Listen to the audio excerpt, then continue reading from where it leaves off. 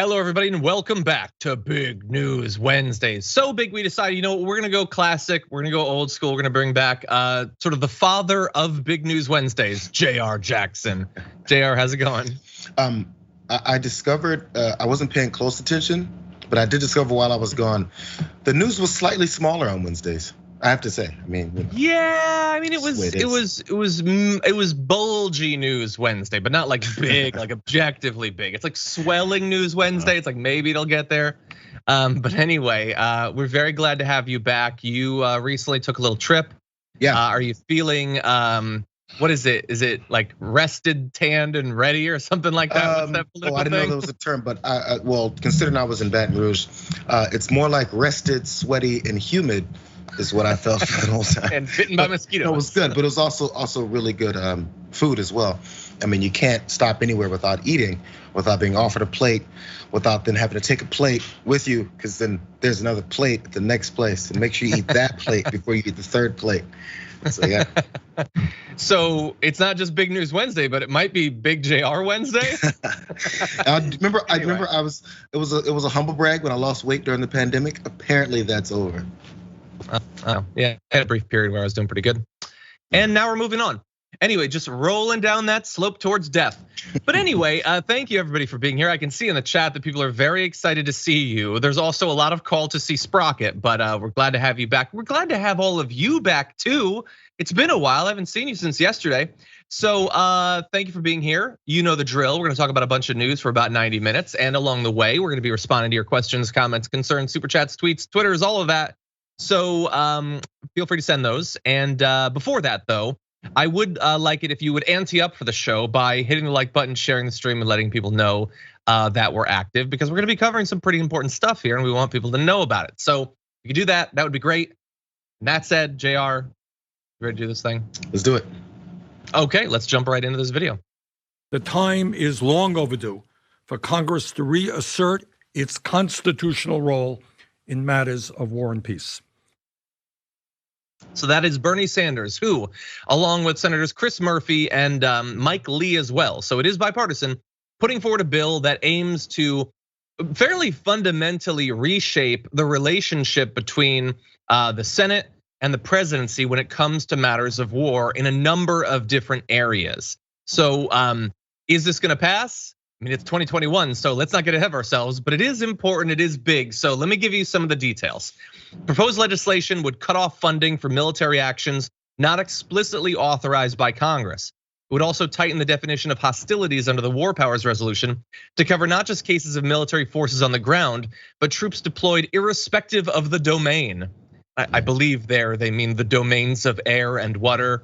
No word yet on fire or heart.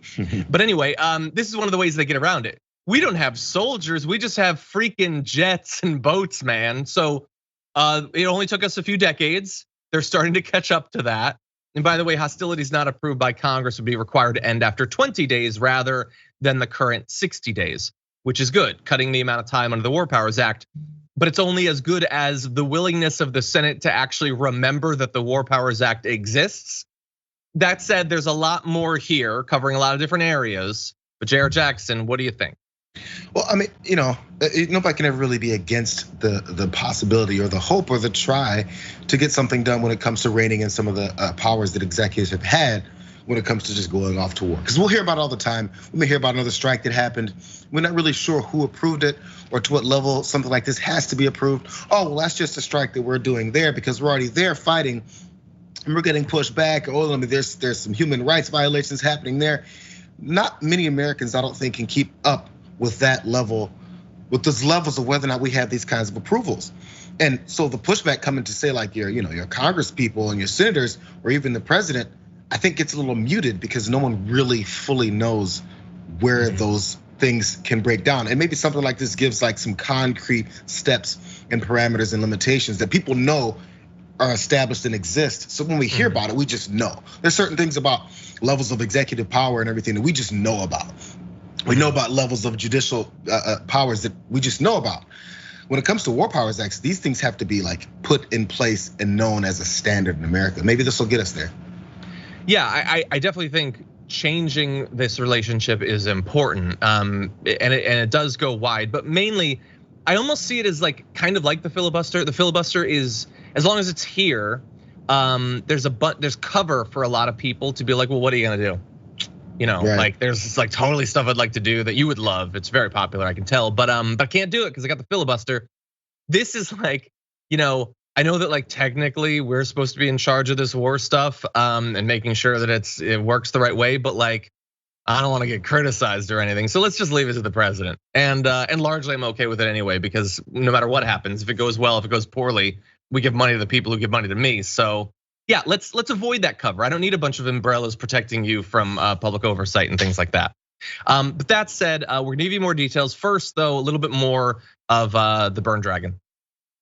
I believe that we have become far too comfortable with the United States engaging in military interventions all over the world, with barely any debate in Congress or in the public about the costs and potential unintended consequences of those interventions.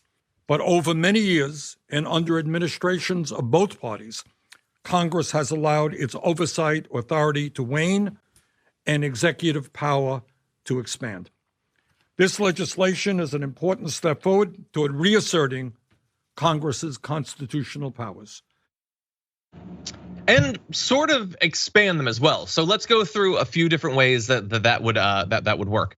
So first of all, the measure would sunset 180 days after enactment all existing AUMFs, including the 2001 AUMF passed in the wake of the September 11th attacks, and upon which every consecutive administration, both Republican as well as Democrat, has leaned to justify military actions in regions around the world. So what that means is we actually have to have a conversation.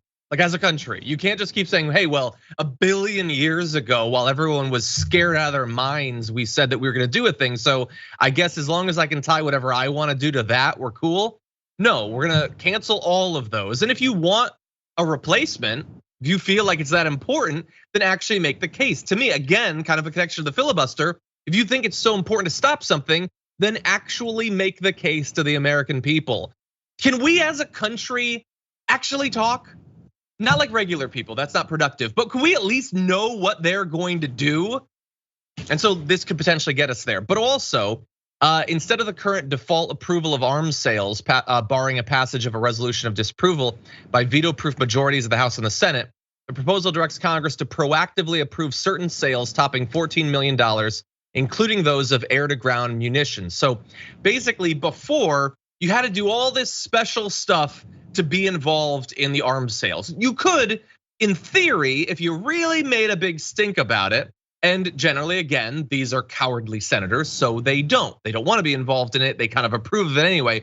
In this case, they actually have to proactively approve those sales, which by the way, they probably will, but at least we'll know about it. They'll have to go on the record as approving of these sales and thus be at least somewhat responsible for what is done by those weapons, with those weapons. Yeah, there'll be more things on their record, but they actually have to do to stand up and say whether they support or don't support them. Because previous to this, I'm not sure if you're getting this, but previous to this, it would just be allowed, and therefore any kinds of voting or anything to stop it. The voting then comes to stop just regular flow of these kinds of sales.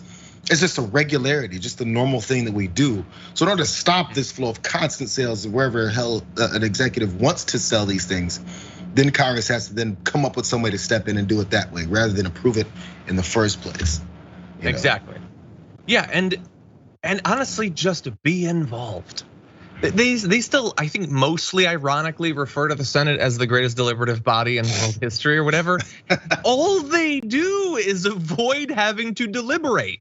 The only deliberate thing about them is they're passing the buck, effectively. So this would, at least in an area that some might say is important, like the wars we engage in, they might actually have to engage in those conversations. Yeah. Finally, one more detail. The legislation would further restrain executive national security powers by requiring congressional approval of an emergency declaration within 30 days. Such emergencies wouldn't be allowed to exceed 5 years, with annual congressional renewals needed. The legislation would also limit the range of emergency powers the president could tap. So this goes a bit broader than just foreign wars into trying to declare these national emergencies to accomplish other goals that you have that you might not want to try to accomplish via legislation. Now that said, I like this in a lot of different areas. I like that it is bipartisan because for some reason that's important in terms of the way these things are presented. It's not really shocking while Mike Lee is a literal troglodyte.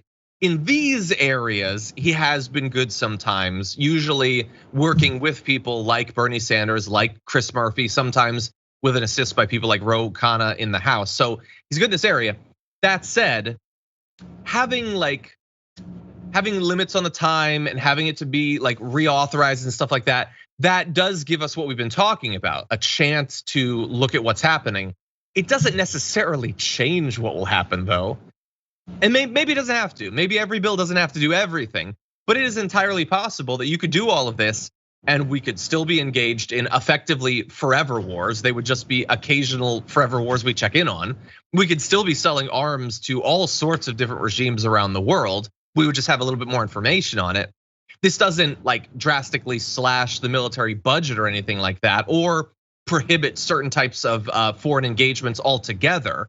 So this is not like a Green New Deal for the US military or anything like that. But that said, it is something. It's good to have people like Bernie Sanders focusing on it. It's a chance for a little bit of oversight when it comes to things like this. And again, for people to know exactly what's happening. So the check-ins, yes, they could be repetitive or also end up with the same conclusions, but at least someone has put a name to it. And as you mentioned, I think many of these legislators don't want to have their name attached to something that could potentially be hanging around their neck come election time. Now, potentially what it also gives a chance for is organizations and groups and activists that are against these forever wars, they get a chance to then point out who's voting on what, where they supported things and why they did. Because there isn't really much accountability for this, for these folks in any other realm. But this at least gives an opportunity for those groups to point out where the accountability is for folks. And by the way, that's true. Maybe it's helpful when it comes to just voting here. The fact that Biden's in office right now, and we're talking about the executive in general, and as Bernie Sanders pointed out, it doesn't matter who's the president. It continues to happen the same way every time. So we know how Republicans a lot of times will give free carte blanche to any Republican president that's in office and let him do whatever the hell he wants. But then when a Democrat's in office, they're like, oh my God, you see what he's doing. Now, at least here, you have to point out that they're doing it every time, but maybe they'll be more open to passing this now because there's a Democrat in office, and we definitely can't say we're okay with the wars being fought endlessly when a Democrat's in office, even though both do it. Yeah, we can't say it, but we can say nothing. We can just forget about it for a few years. Now they got to vote in a lot of different areas. And Bernie's making that a little bit more difficult for them here, as well as Chris Murphy, Mike Lee, and there's people in the House that are working on a House version of it as well. So thank you to them as well. That said, we are going to take our first break, so don't go anywhere. When we come back, we're going to check in on a video that got a lot of people fired up yesterday. Dr. Fauci tangling with Rand Paul, which I had a feeling Jayar would be into, and is it against the law for me to ask if you've been vaccinated? We're gonna get a little less than the law thanks to Congresswoman Marjorie Greene after this.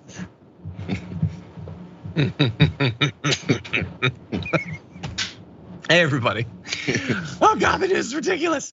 Anyway, thank you everybody for being here. Let's see what's going on out there in the audience. Once again, thank you to the Only Allegra for becoming a tier 3 member on YouTube. Related to that, we had a question from Hisham Chaos 54 who asked on Twitch, what sub-level should I have to get TDR top 10 videos, which is a great question. So on YouTube, tier 2 and tier 3 members both get access to those top 10 lists. Yesterday, what day is it? Today's Wednesday? 2 days ago, I recorded a top 10 list. It was 10 things that I've been binging recently that you might enjoy too, that you probably haven't seen maybe. And so that was fun. You probably have picked up on all I want is to talk about TV and movies and not talk about politics anymore. But unfortunately, I got a contract and all that, which I don't actually. Anyway, what else is going on? Chaotic Dreamer says, hey John, my love of books started back in high school. Star Wars Rogue Squadron series, loved it so much I went back and reread the required reading. That is awesome. I don't know that I've actually read anything from Rogue Squadron, but I have read some of those books from the extended universe of Star Wars. I told it. I read all of them. Don't say it. It's a trap. I think I'm gonna read one after this show is over. Don't Emma. Don't Ben me. You're a Ben. That's what you are. Anyway, Marie G says just hi. Just hi to you too. How's it going? Okay, Monondago Dragon says, welcome back, Jayar. My oldest son, 25, ex-Marine, anti-vaxxer, thinks he is smarter and healthier than 610,000 dead. Breaks my heart because he won't listen. Yeah, and hopefully that is as broken as your heart will be. But on the pre-show, we talked about something related to that. Yeah. Okay, a couple of references to the story we just covered. Wayne Sugihara, hey Wayne, says, what about congressional approval of financial sanctions too? That is a great idea, and I don't know that it's in there. Related to that, Atquig says, does it do anything to take away sole nuclear power from the president? No. And I get philosophically why, in theory, that has to be an emergency thing. I would be perfectly fine with us just getting rid of all of them, but no, I don't think that Bernie is asking for that, and they would not give it. But related to that, Katrina Simpson says Bernie needs to be cloned. That's true, we should work on that. If you ever see like him doing a press conference and I run by and snatch something off his head, it's hair, and I will clone him. Anyway, Yashi Stampede says Bernie should have been the Dem nominee in 2020 election winner.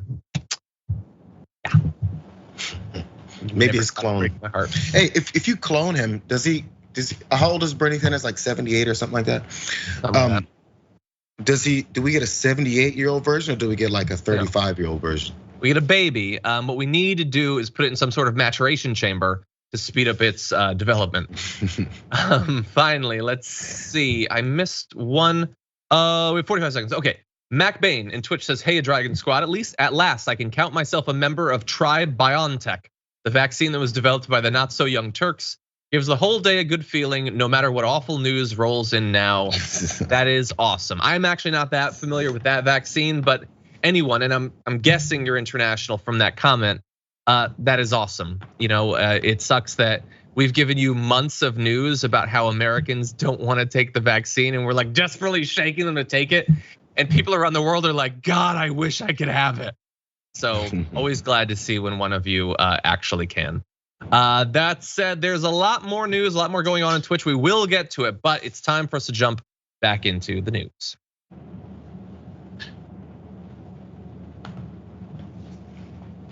Welcome back, everyone. More news is coming, but before we give you the news, I did want to let you know that as always, after our program, you got Indisputable coming up. Dr. Rashad Ritchie, Benjamin Dixon, that is an amazing team up right there. There'll be a debate with John Hart, and all of this is coming up at 2:30 p.m. Eastern time, 11:30 a.m. Pacific time at youtube.com/indisputable_TYT. Go check it out. You probably already do. It's doing amazingly, and nobody deserves it more than Dr. Rashad Ritchie and his amazing team. I don't want to step on Indisputable's potential announcement, but there's this guy who's usually called the Dread Dragon who's gonna be on Indisputable on Monday. I mean, maybe. Don't hold me to it, but maybe. Are we breaking news right now? Are we breaking news? Anyway. I've been emailing Dr. Ritchie incessantly. Like, so when am I going to be on? So when am I going to be on? Yeah. He finally broke. Okay. Well, that said, why don't we jump into some more news? Yesterday, Rand Paul once again decided to go a couple rounds with Dr. Fauci. It is like his thing in life to just try to get Dr. Fauci in trouble, this time over so-called gain of function research, something that admittedly I don't understand very well, which puts me in good company with Rand Paul, who knows it no better than I do. But here is the interaction he had yesterday with Dr. Fauci. Dr. Fauci, knowing that it is a crime to lie to Congress, do you wish to retract your statement of May 11th where you claimed that the NIH never funded gain-of-function research in Wuhan? Senator Paul, I have never lied before the Congress, and I do not retract that statement. This paper that you are referring to was judged by qualified staff up and down the chain as not being gain of function. So let me finish. You take an animal virus and you increase its transmissibility to humans. Right. You're saying that's not gain of function? Yeah, that is correct. And Senator Paul, you do not know what you are talking about, quite frankly. And I want to say that officially. You do not know what you are talking about. Okay, so I don't know Dr. Fauci. I don't know a lot about Dr. Fauci, but one thing I know about Dr. Fauci is that he is done with Rand Paul. Like, he was ready to be salty with Rand Paul. Like, he came into the room already mad at Rand Paul. Yeah. Which, JR, I have to admit, I get. Rand Paul is the worst. Well, this has been an ongoing thing, right? This has become Rand Paul's bread and butter. This is his claim to potential, I guess, campaign donations or support based off of the crazed Trumpers level. So he's doing all these talking point things, and he's focusing on Fauci because, you know, there's a new boogeyman. There's always a boogeyman. If you can discover the new boogeyman, especially one that the former president didn't like, that actually worked with him, oh man, this is gold.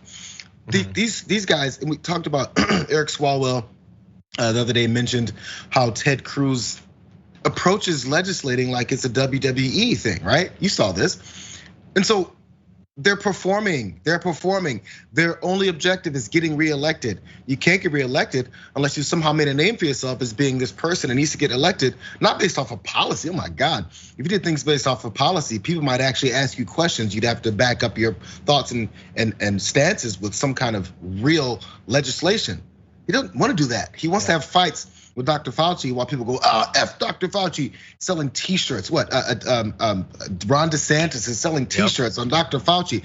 This is a game. It's a total game. It doesn't have to make sense. And once you have people that have your undivided attention, that have no critical thinking, you can continue to get in the factual world, get slammed every time you have these fights with Fauci.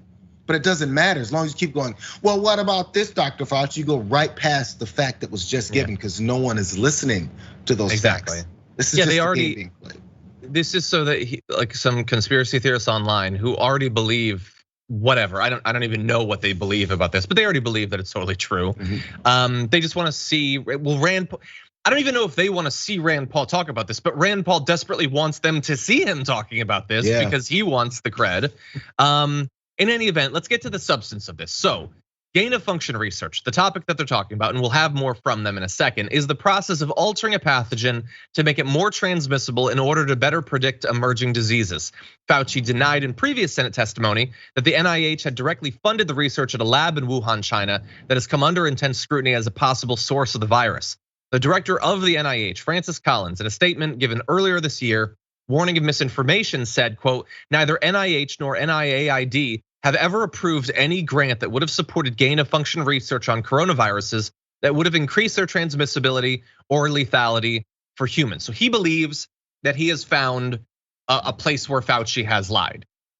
He doesn't demonstrate that. He doesn't demonstrate either what the lie is or that he understands what gain of function research is, which is sort of objectively annoying if you care about what's true. Also, personally, it seems to be annoying for Dr. Fauci, as you'll see in this clip.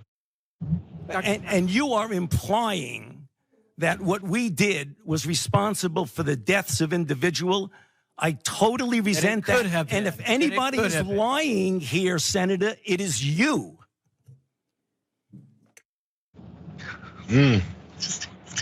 Oh God.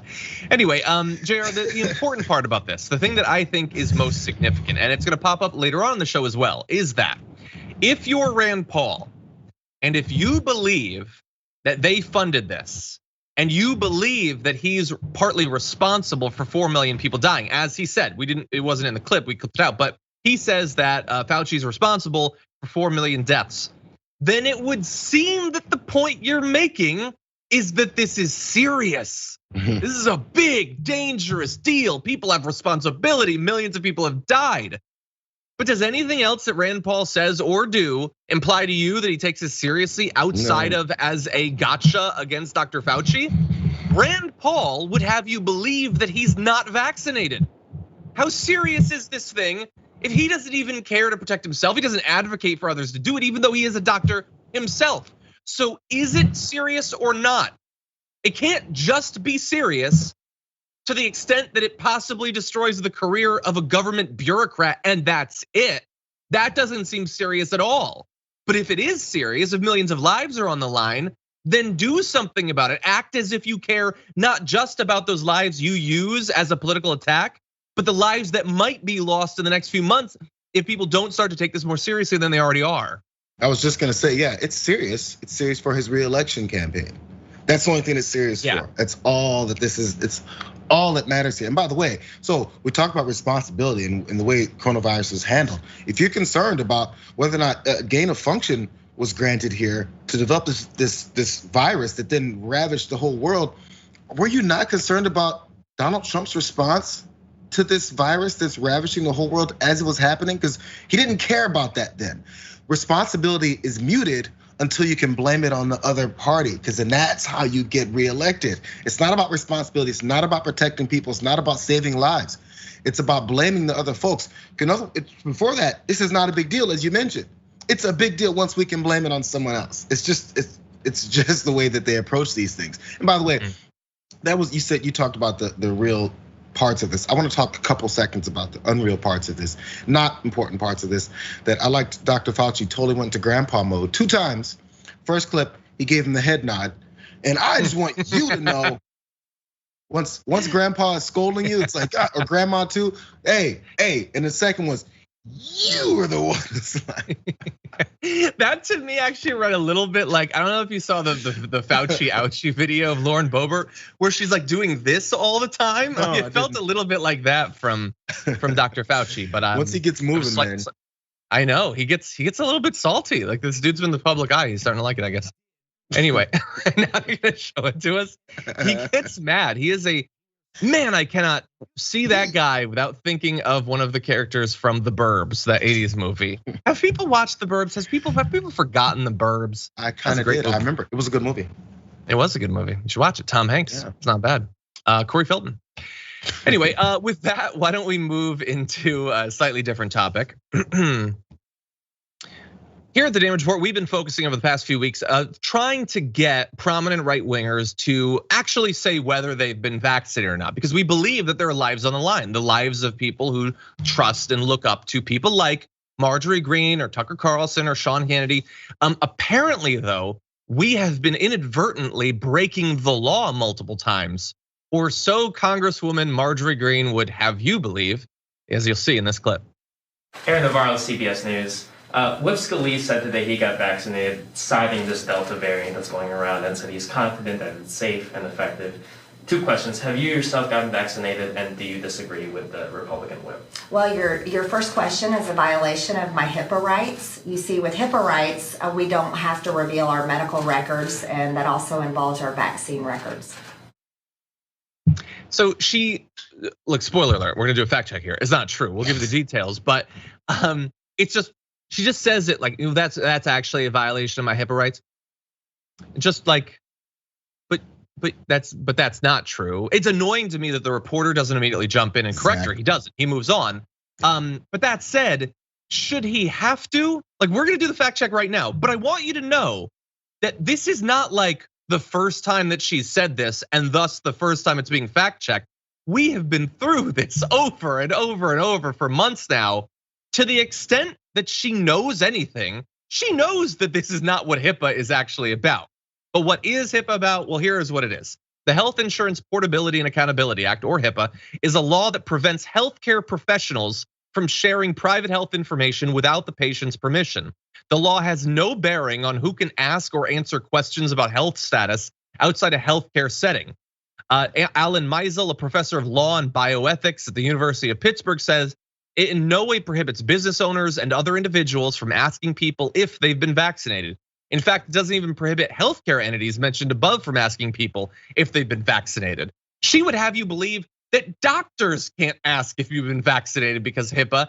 That's not how it works at all. And if it did work that way, one would imagine that a free speech warrior like Marjorie Greene would have a bit of an issue with the government telling you literally what questions you can or can't ask. But thankfully, we're dodging a bullet here. That's not actually what HIPAA is about at all. You're allowed to have free reign in this arena of senselessness and cluelessness because the people you're speaking to are senseless and clueless. So you can say things that don't make any sense. You can get debunked. You can say it again after you get debunked, and you can still be standing there without people going, why is she still saying this? Because the people that she's speaking to that are listening are like, yeah, that's right, HIPAA violation. They stop right there. Now, the problem also is with lazy politicians, which we've increasingly gotten more and more of because it's all based in emotions and anger and opposition to the other side. As we're at this point, they've gotten so lazy, they don't have any thought processes on their principles or legislation or things that can move the country forward. They don't need to. And at the same time, reporters and interviewers or whoever in these press pools, I get it's a tough job, so I'm trying not to come too hard on them because it's easy to say, oh, this is what I would have asked. But in the moment, maybe you would have had an issue. But anyway, I'm gonna go for it anyway. At least have a thought of a follow-up question. So if you ask a sitting politician who's getting all kinds of headlines for her opinions on things, at least consider what she might say and then have a follow-up question prepared. So if she says, oh, that's a violation of my HIPAA rights, because we've heard it before, at least go, do you understand the HIPAA rights? Ask her, because it's a real legitimate question. Like, just out of general curiosity. Ask her, oh, so by the way, you talked about how Steve Scalise decided to get the vaccine because of the Delta variant. And I asked you if you disagree with him. And all you said was, well, all I'm talking about is whether or not people have the right to do it. I'm not saying that you don't, that vaccines and things don't work. I'm just saying you have the right. Well, again, you disagree with Steve Scalise. Like, we don't get to these points again. You just go around in this roundabout merry-go-round. Yeah, I wouldn't even ask. I would have had the reporter say, well, actually, HIPAA just stops a healthcare provider from giving your private health information to someone else. It has nothing to do with someone asking you a question. But and you're not going to get her because she's just a brick wall of, as I said online, unentitled entitlement and willful ignorance. But anyway, people have had fun with this. Some people have had fun with similar claims that she's making. USA Today had to debunk a similar claim last summer when mask opponents said that because of HIPAA, they don't have to wear masks, which that's not even about questions anymore. You're not even in the ballpark. But other people have decided that pleading the HIPAA is kind of a convenient way to get out of pretty much anything, with Nikki McCann Ramirez saying, parents, are you high? Me, smartly. This is a violation of my HIPAA rights. If my wife ever asks how much I've spent recently on Etsy fantasy mask printouts or map printouts, I'm gonna say it's a HIPAA violation. But I thought Daisy's Nice tweeted, Tupac bringing up sickle cell on Hit 'Em Up was one of hip hop's earliest HIPAA violations. That is pretty good. He directly asked. He goes, don't one of y'all have sickle cell? That's something he asked. That's true. He asked the question. Yeah, exactly. Yeah, as he broke the law. If he ever pops up again, he might be in violation of something. But anyway, we had a poll yesterday. I'm gonna ask a poll right now. I'm posting my first ever live poll on YouTube. Who has the most pathetic excuse to not have to reveal their vaccination status? So is it Tucker Carlson turning it around and asking incredibly personal sexual questions of a female reporter? Is it Sean Hannity saying, I was gonna tell you, but then you demanded to know, so I'm not gonna? Or is it Marjorie Greene pleading the HIPAA? That is now up on our YouTube channel. But we also asked you which of the Fox personalities will reveal their vaccination status first. So let's bring up the results of that. You had Tucker Carlson, Sean Hannity, and Laura Ingraham. And I don't know exactly why, but overwhelmingly people thought Sean Hannity was the most likely, getting 80% of the vote. They think he'll confirm that he's vaccinated. Laura Ingraham got 13.5%, Tucker Carlson just 6.5%. I don't think he will ever do it. I don't think that any of them will, but I kind of agree. I think that Hannity's probably the most likely. Well, he's the one who's come out of those three the most and said that he believes in vaccine science. And he went that far. Oh my God, he went there. Yeah. So far, by the way, on the YouTube poll, who has the most pathetic excuse? Tucker Carlson is. Oh no, wait. He was leading, but now Marjorie Greene's starting to catch up. We're gonna have to keep an eye on that one. Don't call it a comeback. Don't call it a comeback. If you call it a comeback, that is a violation of my HIPAA right. Anyway, really fast, I want to give you an update on this. Marjorie Greene was recently suspended for 12 hours from Twitter. It was a brief suspension. She wasn't banned or anything. And the reason that she was even suspended was that she spread misinformation about COVID. It's not the first time that she's done that. And she doesn't even get suspended every time she does it. But she was suspended briefly. She's not happy about it, but she's also not changing her behavior as a result of it, as she will describe. Should people sue Twitter because they're banning my voice? You see, it's a hypocrisy. And these are the things that we can't allow to stand. I will not stop speaking. I will not stop tweeting. I will not stop posting. I will not stop asking questions. Because if you have members of Congress that aren't asking questions, then I don't know what kind of country we're going to have. Oh, that end. She's like trying to make a point and trying to make it broader than just her on Twitter, but she can't do it. It's just, that was pathetic. By the way, you wanna know someone who's flamed out while trying to make a profound point? I've done it a time or two. I know what it looked like, and that's what that was. That didn't go anywhere but down. But more importantly, that was literally, I'm gonna post through it as a defense for her violations of the Twitter terms of service. What do you think, Jayar? If you're a congressperson, what kind of congress people do we have if they're not asking questions, tweeting and posting on Facebook? We have Congress people who are doing their jobs, actually, if they're not doing that constantly. So you tell me before Twitter and Facebook and Instagram popped up, Congress people just had nothing to do? Because that's all you just said you do. Tweet, and post, talk about it, ask questions. Ask questions to who? Who you asking questions to? What question? Experts? What question are you asking? You weren't, that's not why you were banned. You made statements about COVID that were untrue. And again, as we've been asking day after day on the damage report, what question are you asking? I will answer it. I just answered your thing about HIPAA that you were wrong about. Please ask a specific question and we will answer, but you won't. You don't have any questions, you got nothing. There's nothing, it's just, it's stupidity and it's constant. And then again, it's the emotional push. It's, I'm not gonna stop doing that. They're gonna stop me. It's like this, again, why do I care what happens on your Twitter account? What have you done since you've been elected to help the American people outside make a big spectacle of yourself to take more money from those same people that for some reason voted for you? Yeah, the issue, like her ideology is as barren as her desk, as Brett pointed out, tweeting, who the F has a desk with nothing on it? Which, look, to be clear, I zoomed in. There is what looks like a bottle of hand sanitizer, which, hey, are you starting to believe all these Jewish conspiracies about germs, Marjorie Greene? But anyway, there's a bottle of water and a book.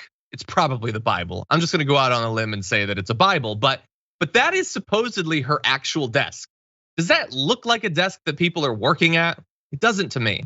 But I would also like to add, in the same way that we just criticized Rand Paul, if you bring up that tweet again, you'll see that this little impromptu press conference that she did has the lie of Fauci that she's been talking about for a long time, which is, I don't recommend that you wear a mask. And she says Fauci lied, people died. She has been saying this for a full year now. And so I will go one half step further along the line that the argument that she seems to be making. So what you're saying is that he lied in saying that you don't have to wear a mask. So he was wrong, right? So what should we then do? Should we wear masks maybe? Because again, like Rand Paul, it seems that you're implying that he wasn't taking it seriously enough. Ergo, we should take it seriously. Protect our lives. Fauci lied, people died. Well, do you want more people to die or no? You seem to be implying no, but that's where it stops. There's nothing after that. It's like the event horizon of a black hole. I don't know what your point is. She doesn't either. Anyway. I do want to challenge, my last thought on this. I do want to challenge Brett's tweet there about the who has a desk with nothing on it. I did notice behind her is that sign, as you point out, Fauci lied, people died. Now again, I don't know if that counts as something on the desk or just her motif, but I'm currently, I've reached out to Dr. Simon Simonson of Simonson Signs, and he's currently making me a sign that says, Mitch McConnell blocking all legislation for Democratic agendas. Wait, I may have to shorten that. We're working on it, but the point is I have something in the works. Yeah. Sorry, bro. 100%. Sorry. Jesus. Okay, so the end result of the poll, who has the most pathetic excuse to not reveal their vaccination status, it'll be up for a while. But right now, Tucker Carlson is still winning by 5% over Marjorie Greene. We'll see how it goes in the future. That said, we do have more news coming. We do have to take a break though, so we'll be back in just a few.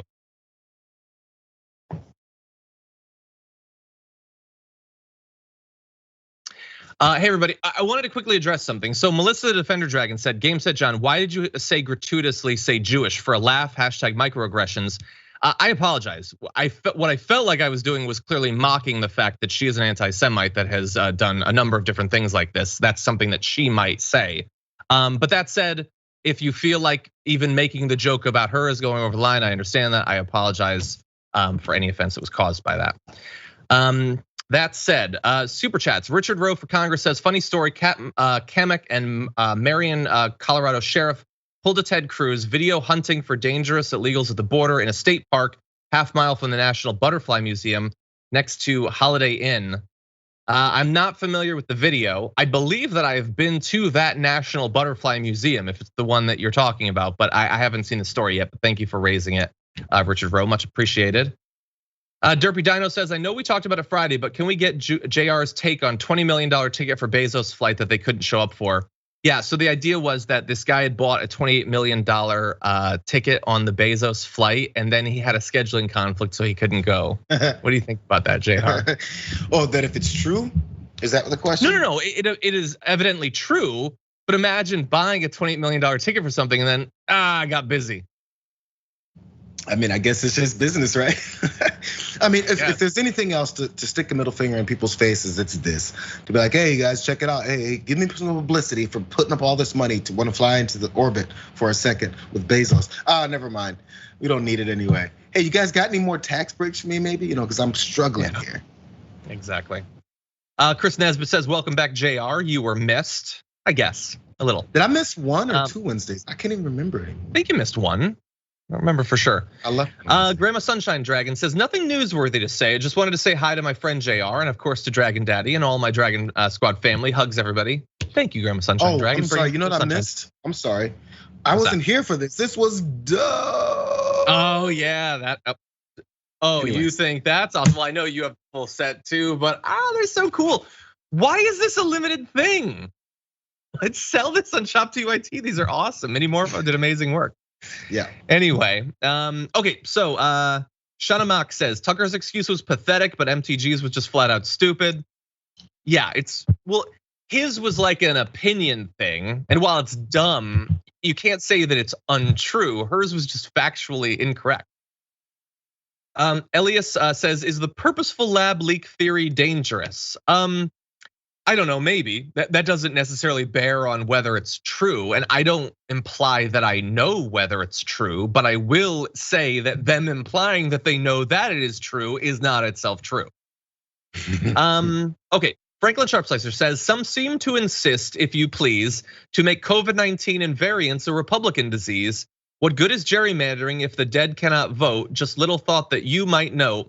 P.S. wearing Morph Dragon tee. Yes, it does appear to be mostly a Republican disease, but that does not make it any less a tragedy. Thank you, Franklin, I appreciate that.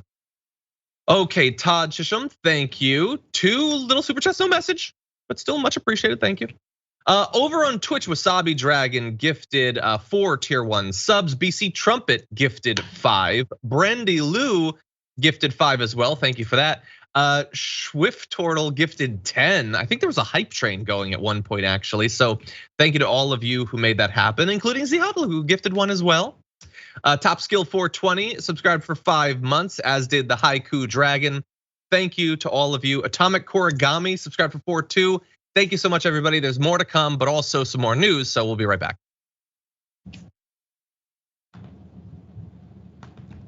That was pretty close. Anyway, with that said, why don't we jump back into the news? Kyrsten Sinema has taken an interesting road since she was elected, pulling a bunch of moves that seem designed to stop the Democrats from accomplishing anything or even making good on her own campaign promises, such as supporting a raise to the minimum wage. She has turned against that, and it appears that as well as her position on the filibuster, her refusal to reform it, let alone eliminate it, might be hurting her and might open her up to a primary challenge. There's a new poll of Arizona voters, likely Arizona voters, done by Data for Progress, showing a number of interesting things, including that only 22% of Arizona Democratic primary voters say they would support her reelection in 2024 if she maintains her hardline stance on the filibuster. So 66% say that if given the chance in any sort of primary before 2024, they would vote for a different candidate. So overwhelmingly, it's not just that they don't like her position on that, but it seems like it is directly translating into opposition to her being reelected, Jayar. Yeah, I was trying to figure out as she was tumbling down this hill and that she's gonna die on, that she decided to go this route, this hardcore. Joe Manchin was doing it too because of the kind of state he's from, and he feels secure in the fact that he can basically be a Republican, work that direction. But I feel like Arizona isn't that clear cut, and I was confused by it. It's like, so the thumbs down and the performative stuff and tapping Mitch McConnell on the shoulder and be like, "Do you like what I did, bro?" All that stuff just seemed like it was setting yourself up for too much attention. Again, as I said earlier when talking about Rand Paul, all these politicians are playing a game just to get reelected. So they're angling themselves just for another reelection. And this didn't seem like a very good play. And it seems to be, falling apart in front of her right now. So I'm not sure what the next step is. Maybe flip it back, pull a Sean Hannity and say, "Oh no, I'm sorry. What all I said, I didn't really mean. The whole time what I meant was, once Republicans block us for a year and a half, then I'm going to go back on the filibuster." We'll see. I mean, look, there's been a lot of different attempts to explain what she's doing, and some of them are in the area of what you said, that it's sort of pragmatic. It's Arizona. She's trying to show that she is an independent, or that she respects, the will of Republicans there. Although again, the state chose a Democrat, so you'd think you'd err in that direction. Now there seems to be some evidence that if that were her objective, to get Republicans and moderates to like her, that might be working. We'll turn to that in a moment. But I want to make clear before we get to that I don't believe that at all. I think that she is stopping progress because she doesn't want progress in these areas. She doesn't want a higher minimum wage. She doesn't want the filibuster to go away, because then a bunch of other things that she doesn't want to happen might happen. She is not delivering for rando Republicans living in Phoenix. She's delivering for corporations all over the country that are handing her campaign dollars. That's my view. That said, how do different groups view her? Sinema is viewed favorably by just 42% of Democrats, with 39% viewing her unfavorably. Mark Kelly, the other senator who was elected narrowly last fall, is at 75% favorability. So significantly more popular. And oddly enough, he's not the one, that's like doing all these weird machinations to appeal to Republicans. So at least in terms of Democrats, her stance isn't helping her. Only among Republican voters did Sinema score better approval marks than either Joe Biden or Mark Kelly. So now it seems to be working, Jayar, amongst Republicans. Yeah, but see, now you're cornered though. Now you're appealing to just some Republicans. So you either have to then declare that you've gone Republican, which I'm not sure what the explanation can be for that, or you start going with, I think what a lot of Republicans do, it looks like it's what Marjorie Greene likes to do, is look at how much they hate me, to try and get popularity off of your opposition. But your opposition is now the Democratic voters that you need to get into office. This puzzle is not coming together for me. Because again, like I said, either you do the work for the people and the people love you, you get reelected, or you do the work against the people, but then you're serving your corporate overlords and you get money and then you have that advantage. All these things, I'm not sure if they're gonna match up well for her. I would love to know what her campaign strategy is gonna be. We'll see. Well, look, I hope that there's a vigorous primary, because the poll also shows that people want a primary. Democrats, 80% say they will definitely vote in a statewide Democratic primary election for the US Senate if it happens. Well, I mean, it will happen, but I'm saying if it's contested, that would be even better. So they're very excited for that. And in terms of her stances, it doesn't seem like it's gonna help her as long as people know about it. Things like passing the PRO Act has 65% support, raising the minimum wage has 59%, restoring the talking filibuster at least is 54%. And by the way, I think that those numbers are regrettably low, all of them. I think that the idea that, and I believe that's not just Democrats, I believe that includes Republicans. So bear that in mind. A lot of Republicans are gonna be opposed to all of that, but I would like it to be stronger. Like raise the minimum wage should be more popular. But again, we are working to overcome decades of propaganda, demonizing anything being done by the government to benefit those who are struggling the most. So this is unfortunately one of the continuing casualties of that. It does still have majority support, but it's not as strong as I would like, unfortunately. And that to some extent helps out someone like Sinema. It's an offshoot of our capitalistic society. If you put everyone against each other, then there's no way we can accept that everyone should get the same level of support, financial, from the country that we've provided with this financial support, because we're too busy thinking the next guy's gonna get it and I won't. Yeah. So we can't have that. And by the way, while I'm being disappointed by numbers, let's also turn to that 42% of Democrats that support her. That's too high. That is simply too. I mean, it's gone down a bunch, which is good. It means that people are paying attention to what's being done, and they are translating their policy preferences into an accurate evaluation, an evolving evaluation of a politician. That's good, but it's still too high. And I don't know, of the 42% that remain, how many of them like her moves or how many just don't know. And so look, if you're involved in some sort of primary challenge or you want to get that going, people need to know about this stuff. Like, if they like her thumbs down to raise the minimum wage, that's fine. But let's make sure that they actually know so they can actually evaluate it. 100%, because that's the thing. It's gonna be plenty of Democratic voters that'll go with the establishment line and say, well, we can't have a Republican in there, can we? That's what they're banking on half the time. Like, oh, at least they're gonna be against any Republican, so let's vote in this Democratic Republican. Yeah, essentially.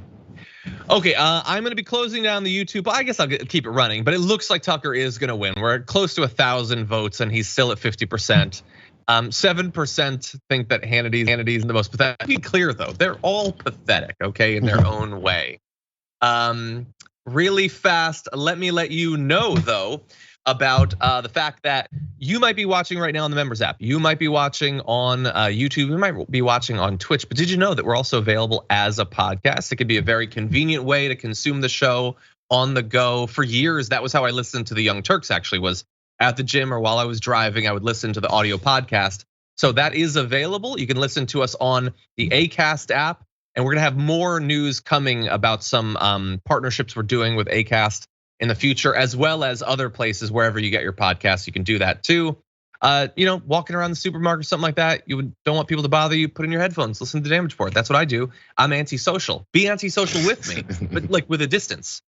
So anyway, that's available too. That said, why don't we get into our last story? There have been increasing number of tense, even violent confrontations between flyers and gate attendants as well as flight attendants. And we unfortunately have another one of those. A Karen who wanted to fly and flew too close to the sun of her own outrage at everything that's going on. So take a look at this video, which has been going viral recently on TikTok. First of all. Second of all, you called my employee a bitch. Completely uncalled for, inappropriate, you're not gonna travel. We don't tolerate that crap with us at all. So you can find another courier to fly. I'd suggest Spirit. Nope. If you acted appropriate and weren't disrespectful, then I would let you travel. But unfortunately, you called my employee a bitch. Did you call my employee a bitch? You didn't. I was sleeping there. No, I did not. You didn't. So the other people that heard you say it as well. Don't count. Yeah, she also had 2 children. Yes, ma'am. Yeah, don't lie. I mean, the thing that I find perhaps most surprising about that, Jayar, was that I don't know exactly what, if that's a manager or something like that, but was really sticking up for the original employee that we don't see in the video that flying Karen had apparently attacked and verbally abused. And I'm just sort of used to people not sticking with or defending their employees. So that was a nice change of pace. Yeah, this is the thing. There's a level of this privilege that is blinding for folks. You're about to fly, bro. Again, TSA's come in after 9/11 attacks in 01, right? And then all this keeps happening where we've changed the way we fly, and it's gotten way more like restrictive and serious, and don't say this one thing and don't worry, you gotta worry about that. And for some reason, COVID came along and people got relaxed with what they do when they're about to fly. Bro, this is still a serious situation. So if you fly and get to screaming at people and yelling at this flight attendant, attacking someone else and trying to open an emergency hatch, where did people start losing their minds over this? Suddenly everything just went out the window and we're gonna go this route? But she seems surprised that there's some kind of accountability. So now they turn to, oh no, I didn't. I mean, there's the panic in her voice, she didn't realize. So if you wanna get kicked off of flights, if you wanna have fights with flight attendants, if you wanna call people names and to make sure that they know that you're violating my rights, hey, be prepared to lose your $500 ticket. Be prepared to pay that as your reason for having these thought processes. I was gonna get kicked off a flight one time. My wife was worried once. This is years ago, only because my kid was like 2. There's this stupid rule that says, hey, they have to be in this seat where the belt is all messed up. The kid was falling apart because of pressure. And I said, can you let me hold him? He's small. And it was an issue.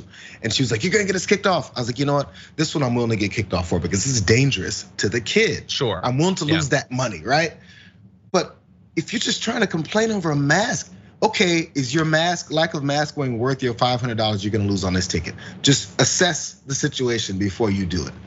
Yeah, exactly. Yeah, and the hill you were willing to die on is a little bit different than just apparently something. What do you think this is about? It's about a mask dispute. She didn't want to wear a mask or whatever. And she was so angry about it that she called an employee a bitch. That is, am I a weirdo? Am I crazy? That is 10 out of 10. I'm now losing it territory to call an employee something like that. And to then think that the excuse you can give is, well, but I have kids. Okay, then you should be a better role model. What does that mean? That's not an excuse. And as he pointed out, so did the woman you called a bitch, by the way. So those cancel out. So now we're back to basic human decency. Like, you're going on a flight, man. Just put on your mask and finish your travel. I understand it's stressful, but you don't have to make it worse for everyone. I don't know what it is. Either maybe the mask thing is a bigger part of it, but it's not like people haven't been horrendous to flight attendants and gate agents for a long time. I remember just briefly, I wanted to get on a flight in Texas, and we were waiting for the flight. It was delayed or whatever, and there was a huge pack of people that were pushed up on the gate, and the gate agent is saying, "Hey everybody, they're right up on it. Hey everybody, we can't fly until you back away." Like the distance to this, that's where the first person was that she was talking to. They're looking her in the eyes, another human saying, I need you to back up. And they're like, I'm here now. Like, what is wrong with people? We're part of a society. You have to move, but people won't. And then when you add on top of that, all the stuff about COVID and everything, we don't have it in us as a species to be sociable, unfortunately. We're done. I think that's the end of humanity, is a combination of flying and COVID. So anyway, thankfully nobody got attacked. And maybe she did go and fly on Spirit, which is, as a person who's flown on Spirit many times, its own punishment. So anyway. It is. Yes. Okay, everybody, we are regrettably out of time for our first hour, but we are gonna have a lot more news coming in the form of a massive, supersized meanwhile, and we're gonna be giving you news from around the world. News about climate change, news about, hey, some good news, what do you know?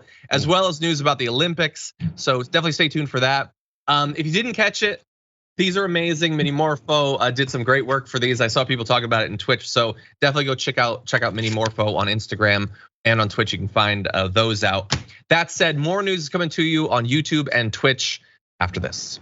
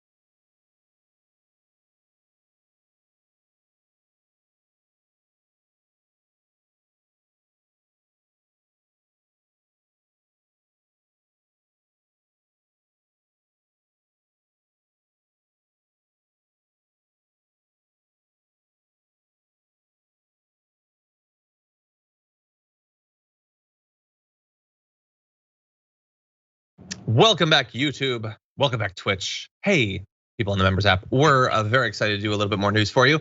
Let's jump to the super chat for a little bit before we get into it. Brandon King says, I see no reason to feel bad about evolutionary dead ends taking the initiative to purge themselves. The reality is we need to do something about climate change or humanity ends. Republicans versus humanity is an easy decision. Brandon King is the stone cold dragon right there. Jeez. Cold as ice. That's a cool dragon name. That is, yeah. I think we have a stone cold dragon actually, but so the cold as ice dragon, then we'll say. Anyway, RKNG says we should get a support letter going for the Dems that walked out of Texas.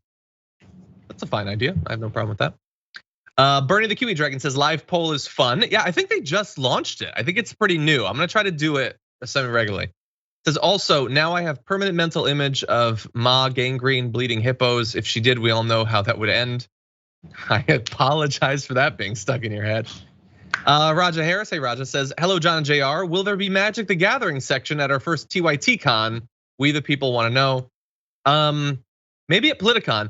I worry that there will never be a TYT con because it would have so many trolls. Bunch of conservatives, probably not just conservatives, coming just to troll us. So that would be fun. Does that mean people like would dress up like us and stuff? You don't necessarily have to dress up, but sure, there would be some Jayar cosplay. What conventions are conventions without random dressing? Kingdom Con. Anyway, let's see. Lisa Cohen says, John, can I have the name Spicy Dragon? You may. Feral Dragon, thank you for the breaking news update. We're gonna hopefully get to that, assuming I don't waste too much time, which I am. So anyway, with that, Marissa, are we ready to do this thing? Okay, let's do it. It's time for news from around the world, and meanwhile in.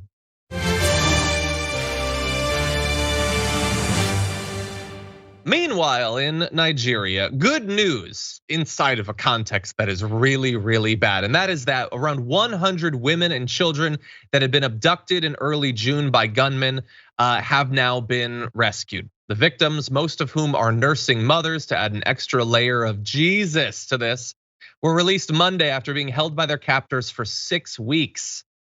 They were held for 42 days. The government said that no money changed hands, so it wasn't a ransom being paid off thing. What exactly led to them being recovered? We don't know at this point, but obviously it's a good thing that they have been recovered. This has become an increasing problem. Since December 2020, more than 1,000 people have been abducted.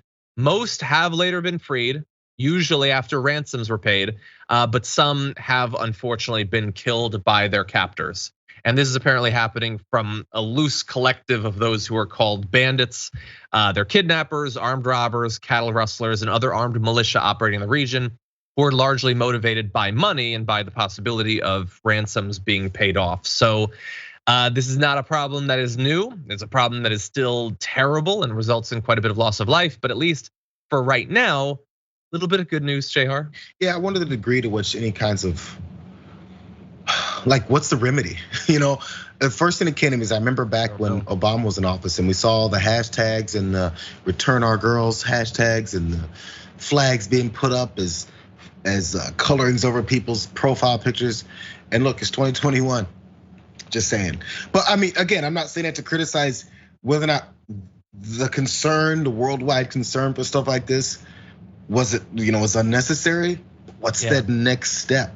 The point of worldwide concern and pointing out and showing your help or the desire to help, does that lead to help? Like, what happens? I'm not a foreign policy expert, so we'll see. I don't know, and as you point out, this is one area where there have been big social media campaigns. Yeah. Like this isn't a Boko Haram thing, but like what the super high profile multi-hundred girls that had been abducted by them, that did lead to some international attention.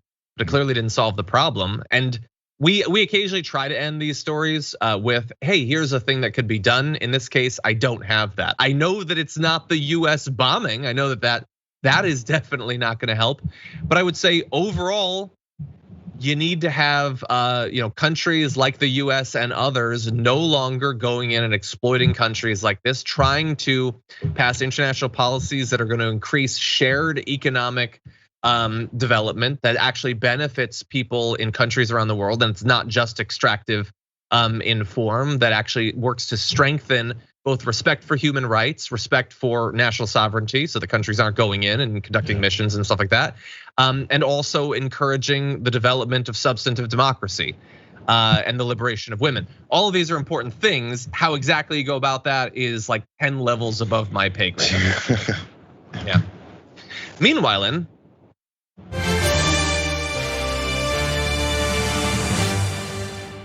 Meanwhile, in India, they are just perhaps beginning to come to grips with how bad the pandemic has been and how much worse it could still become.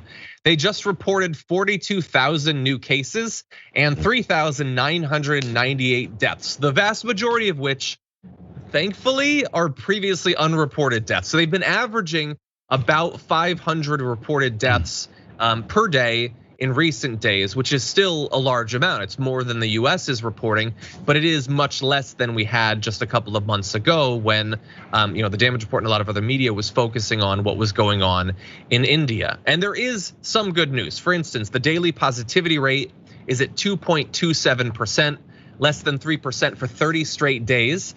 The WHO has declared the COVID positivity rate below 5% to be within the safe zone. Obviously, safe is a relative word. Right. More than 500 people are dying every day. And that is the actual reported number. How accurate is that? Probably about as accurate as any number in India, as well as a number of other countries when it comes to COVID. One thing we do believe we know is that less than 7% of the population is fully vaccinated. Now, it's a very large country, so bear that in mind, but that is not a great number at this point. And that's not the worst news for India. We're gonna get to that in a sec, Jayar, but what do you think? Yeah, I guess slowly but surely, and we talk about the small signs of progress here, but as things change, and I guess as more and more potential vaccines get spread and shared across the world, populations like this, we talk about the numbers of people in India. It's almost, maybe it's a natural approach to the way this is gonna happen, but again, that if you already know the situation, the response has to be at least somewhat near what the problem is. And it get to a point where this gets changed. But this is a disaster. If you think of other people's lives and the way we talk about what's happening here in other people's lives, that's just where they are and where they happen to have to live. And I've thought about that more lately. Just like, man, I'm sitting in this one spot, lucky enough to have the opportunity to get access to vaccines or access to be able to separate myself from folks and still work. Many people in the world do not have that. Yet we have so many people here who are complaining over putting on a mask. Exactly. Straight up while they fly. Think about your privilege. Think about what the opportunities you have in your life versus other folks and what they're dealing with, and maybe you'll calm down. Exactly, and look, what we know that they're dealing with is bad enough, but it might indeed be worse than that. So the number of people who have died in the coronavirus pandemic in India so far is likely to exceed 3 million, nearly 10 times the official death toll. So the official count is at 307,231. That is an outdated number, but it is way less than what is believed to be true. So this is the result of a study that took into account excess deaths. So how many people died versus how many would you expect to have died in this time? Similar work has been done in the United States, and barring better explanations, it is likely that in a pandemic where information is not necessarily 100% accurate, those extra deaths can probably be attributed to the pandemic. Well, they have different scenarios. A conservative scenario estimates that there's actually about 600,000, but it can go as high as 1.6 or even as high as 4.2 million people in India already having died as a result of this if we had fully accurate information, which of course will never come. We will never know for sure exactly how many millions of people died. And that's bearing in mind that of course the pandemic is still going on. And with just 7% of the population vaccinated and the Delta variant spreading fast, it is possible that it could get just as bad as it was a few months ago. Any final thoughts, Jayar? No, man. Yeah. It's really bad. If we keep an eye on India this whole time and it continues to somehow get worse, I wish again, this is the second straight. I wish we could find the solution. This is a problem, bro. Agreed. Meanwhile,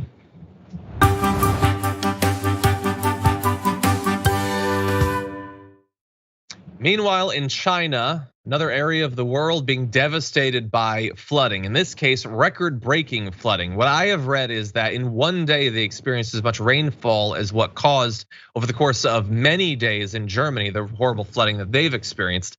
12 people have already died as of earlier this morning after record-breaking rainfall flooded underground railway tunnels in China, leaving passengers trapped in rising waters. Video shared on social media shows evening commuters just managing to keep their heads above water. Water is seen rushing onto platforms. More than 500 people were eventually rescued from the tunnels. And I believe that we have some footage we can show you. It is like, for many people, it is going to be difficult to even imagine being in a confined space like a subway as the water begins to rise and you have no idea how high it's going to go. Jeez. There you can see utter devastation. I mean, that is apocalyptic level flooding, and it happened very fast. 20 people have been killed, 7 are missing in the provincial capital. The highest level of weather warning is now present. They had a year's worth of rain in 3 days. Jesus. So have they come up with the reasoning behind, I mean, we can be lib and jump on climate change and weather patterns changing, but to this degree of rainfall, for this type of pace, it's got to be unprecedented. I assume that it is. They say that it's record breaking, so it doesn't seem as though this is just a bizarre but a current, cyclical sort of thing.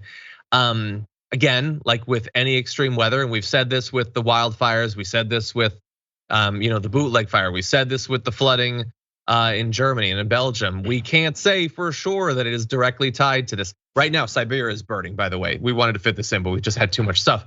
But we know that these things seem to be linked, and that as one is getting worse, the others are following. And it is a reminder that you have to worry about the oceans, you have to worry about the dryness, you have to worry about the heat and the fires, but also the flooding, and in some parts of the world, mudslides that come as a result of this as well. Absolutely devastating, and probably not something people are going to be talking about too much, but it is going on. People are losing their lives, so something to bear in mind, and something domestically for us to bear in mind as we continue to inch our way towards maybe they'll pass some infrastructure, a bill that does something about climate change. Maybe we'll get that, but this is what's happening along the way. If we had connections to other countries more outside of just saying how much we are better or worse than other countries, we could actually see something like this potentially. Because of course, America's dealt with flooding issues and every year, and death associated and loss of property, everything associated with that. And will we take this as a precautionary tale and be like, whatever it is that's going wrong, whatever infrastructure potential problems that allow this to continue to happen, will we look forward and make sure those don't happen, as we're trying to pass some infrastructure bills right now. Exactly. And meanwhile,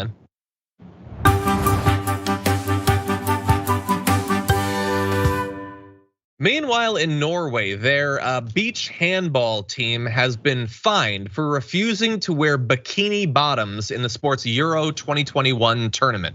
Yes. They didn't wear the right shorts, and so they've been fined.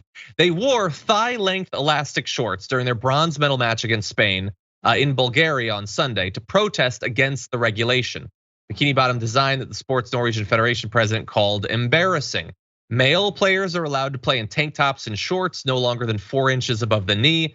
Women are required to wear midriff-bearing tops and bikini bottoms, quote, and I wanna make sure that you know this is a quote, with a close fit and cut on an upward angle toward the top of the leg and a maximum side width of 4 inches. As you can see here, a photo of the team wearing what they wanted to wear. These crazy women thinking they can wear what they want. They're athletes. They're there for their bikini bottoms, not for their talent, their skill. And they got a medal, by the way. Apparently, it wasn't so hampering that they couldn't still get a medal off of it. But they did post a photo, by the way, comparing what the teams are supposed to wear. So you have the men on the left, the women on the right. I will remind you, it's the same sport. It's the same thing. But regulations are regulations. And so they were fined 1,500 euros for improper clothing. It was improper. It's not revealing enough. I'm not sure. By the way, you pointed out that last picture, the comparison between the male team and the women's team. I don't think you had to identify and be like, so the male team is on the left, everyone, and the women's team is on the right. That is true. Definitely could have seen that. And by the way, in sports like say basketball, NBA, people can wear different levels and lengths of shorts of comfort. Maybe some female athletes do want to wear the bikini bottoms. Maybe it's comfortable. Maybe it's a feel that works for different people because everybody's different. And sure, I don't see even the biggest problem with. Okay, so again, look at the picture. The guy on the furthest left, who's like the lighter skinned guy, maybe a white guy. His shorts seem to be a little shorter than maybe someone in the middle of that line. No one cares. No one cares. So you wear what you want and perform and actually compete. Why is this an issue? Yeah, I don't like, and why can't there be equality? In the chat, Brooke Mark says, put the men in thongs. I believe in equality. Exactly. But we know what this is about. We know what it's about. It's they're trying to, like, it'd be one thing if there was an attempt to get more people more excited about the sport because of sex appeal or whatever, and it was a consensual thing. That the athletes were like, I work hard, my body is amazing. Hell, if people want to watch because of that, that's fine. Which is fine if it's consensual, but they're being forced to do it. And just the women, the men aren't forced to show their abs, which I imagine are ripped. Wouldn't that bring in more viewers? I mean, they can't wear shorts that are longer than 4 inches above the knee because for some reason long shorts is a problem. Well, then why not make it 10 inches above the knee? That'll bring in the women. I hear thick male thighs are like the new big trend. Do you really want people to watch or don't? Because I'm getting mixed messages from you. But anyway, it's obviously nonsense. The women should be allowed to wear whatever they want. If they want to wear bikinis, let them wear bikinis. But if they don't, if it's uncomfortable, which I would imagine it would be. I've played beach volleyball. I can't imagine what that would be like. They should not be required to. I think we should all be able to agree on that. Maybe they should expand the male sport. Maybe some fans want to see man prints while they're playing beach volleyball. Let's just go ahead and give the people what they want. Don't you want to make some money? Let's go ahead and make sure the sport expands. If we get to see women's bodies, then maybe they should expand it to everyone else. I'm all for it. I did not like a little bit of that right there. Anyway, but I agree. And that is meanwhile in. There's other news that was about as big as we ever go. I wish we could have gotten in more. If they do change to the Speedos for the guys, it might be meanwhile out. Hanging out? I don't know, maybe not. We'll see. I'm looking. The combo of you and Brett is too much for me sometimes in 1 week. Anyway, with that said, Jayar, we do have a bit of breaking news, so why don't we go briefly to that? Yesterday in the show, we talked about how Kevin McCarthy had chosen his picks for the January 6th commission, and he mostly seemed to pick people who are designed to make it so that the committee can't do its job. These are people that voted to overturn the results of the election. Well, Nancy Pelosi has rejected 2 of those picks, including Jacket Off Jim Jordan. So what is McCarthy doing? He's pulling all of them from the committee, apparently. So it is entirely possible at this point that this is a negotiating tactic or it's designed to seem strong, whether to conservatives at large or specifically to Donald Trump. But as of right now, at least, it seems like he's again trying to stop it from actually happening, or he's trying to stop it from having beyond Lynn Cheney any bipartisanship at all. Of course. Also, the point is also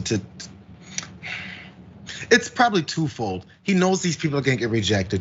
Then they go and say, oh, look, they're not serious about bipartisanship because they're rejecting our biggest clowns. Yeah, we know, and you expected that.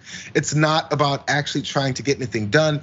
You can come out and blatantly say, we don't wanna take part in this because we support the insurrection, we support what happened, we support Donald Trump blindly, no matter what. Just say it, because you're saying it quietly anyway by putting up people like this in the first place.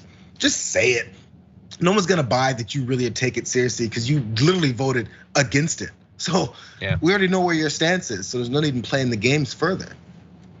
Well, yeah, I look at this point, I don't even know if the games are gonna happen. He says that, unless she reverses course, they're out, they're done. And he also says Republicans will not be part of their sham process and will instead pursue our own investigation of the facts. Oh, well, that's good. Good. Well, because Jayar, you want answers, they're gonna be looking for them. I'm sure they're gonna produce tons of answers, but Jim Jordan, unshackled from this committee, independently searching for the news. Like Darkwing Duck, he's gonna crack this mystery. Kind of doubt. I actually prefer Chip and Dale's Rescue Rangers though, but I do too, actually. So look, we're gonna have to wait and see again. Is she gonna back off? Look, let's get a prediction from you. I kind of have a hard time believing that she is gonna be like, oh, okay, now I'll let Jim Jordan on. I would have believed maybe that she'd let him on, but once she says no, them pulling out entirely, is she really gonna backtrack? It doesn't seem like something she would do. No, I couldn't imagine, because it's gonna catch too much heat, because everyone knows what a clown he is. Everyone knows that this is all a big setup of nothingness. So yeah, she can't backtrack on it now from where she was gonna stand, because even to this extent, that's a little bit too much of a back and forth and bending over backwards for Republicans to just sabotage in the first place. That'd be too blatant. I think people are trying to get involved in our references to old cartoons. All this back and forth is giving people tailspin. Anyway, I love those cartoons. Anyway, we will keep watching for developments. Hopefully by tomorrow, maybe by the main show later on today, we'll know what is actually going to be the content of the commission. Because as we told you yesterday, it's beginning, I think, on the 27th. Like, we're not far off of the first committee hearings. We need to know who's sitting in the seats at this point. Anyway, Jayar Jackson, as always, it wouldn't be a big news Wednesday without you. So thank you for being here. Glad to Excellent, be back. good times. I'm glad it was back, and I was a little excited to go ahead and jump back into this. And it was fun times. I wish it was something a little more positive. I feel like we went total negative today. We had a little bit of good news. They returned the women in Nigeria. True, That's you're right. Something. You're right. And they don't like Kyrsten Sinema in Arizona. So small miracles. Anyway, thank you for being here. I hope you have a good one. Thank you guys. See us. Awesome. Okay, everybody, we have just a couple of minutes to close things out. So I did want to remind you, coming up after like 5 or so minutes, you got Indisputable. Go to youtube.com/indisputable_TYT. You can subscribe and sign up for notifications. Benjamin Dixon will be there. John Hart will be on for debate. That sounds like a lot of fun. I'm gonna go to one comment. Jonah Thaw on Twitch says, John, what's your favorite MTG card? If you can't think of one, what's your color pie? That is very difficult, and there are many that I like. But for all my card tappers, I will say Cryptic Command led to a lot of fun. And I would say that I'm probably a Grixis person, if I had to say. But anyway, whether you play Magic the Gathering or not, thank you for watching the show. As I alluded to, I will be joining Anna Kasparian for the second hour of the Young Turks coming up a little bit later on. So until then, stay safe out there, stay sane out there. I'll see you soon.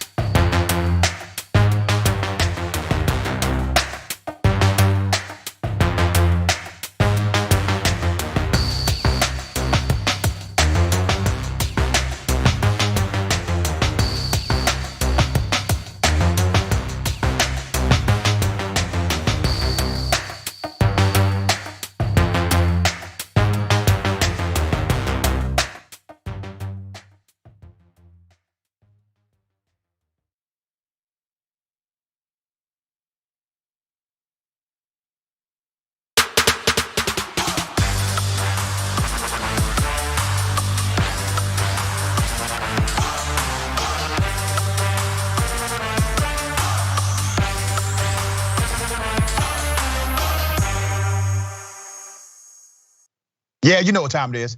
Welcome to Indisputable. Let me first start the show by saying this. Thank you. Ladies and gentlemen, I have a big announcement to make. Remember when we first started this journey on Indisputable? We started on Twitch, 3 hours every Monday.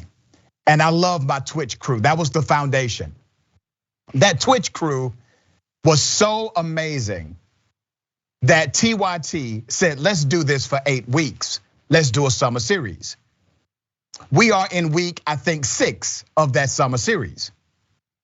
Well, ladies and gentlemen, I'm happy to announce today that this show, Indisputable, because of your support, has now been picked up permanently for the TYT Network, and we will start running this show on all of the linear platforms as well, Zumo, Pluto TV, etc., etc. And I want to say a big thank you for making that happen. Would not be possible without every single one of you tuning in. Okay, ladies and gentlemen, breaking down news today will be my big homie, Benjamin Dixon of the Benjamin Dixon Show, progressive activist. He will join us in just a moment. Also, John Hart will join me in the bullpen. Yeah, John Hart, Republican strategist, but he has actually said some common sense things in the past. We're gonna chop it up about policies and policing and climate in the United States of America. Let me take you to my top story. Texas, at it again. Now they have passed a bill, 18-4 in the Texas Senate, to stop teachers from being required to teach the KKK are morally wrong. That's right. Republicans in Texas, they want to make sure that teachers are not required to teach that the Ku Klux Klans are immoral in their position. Isn't that interesting? Now, I told you this before, all of this critical race theory talk was not about critical race theory. It was actually about stopping the teaching, the true historical teaching of race and racism in the United States of America. And Texas is the first state bold enough to tell you exactly what they're trying to do. So this did pass the Senate.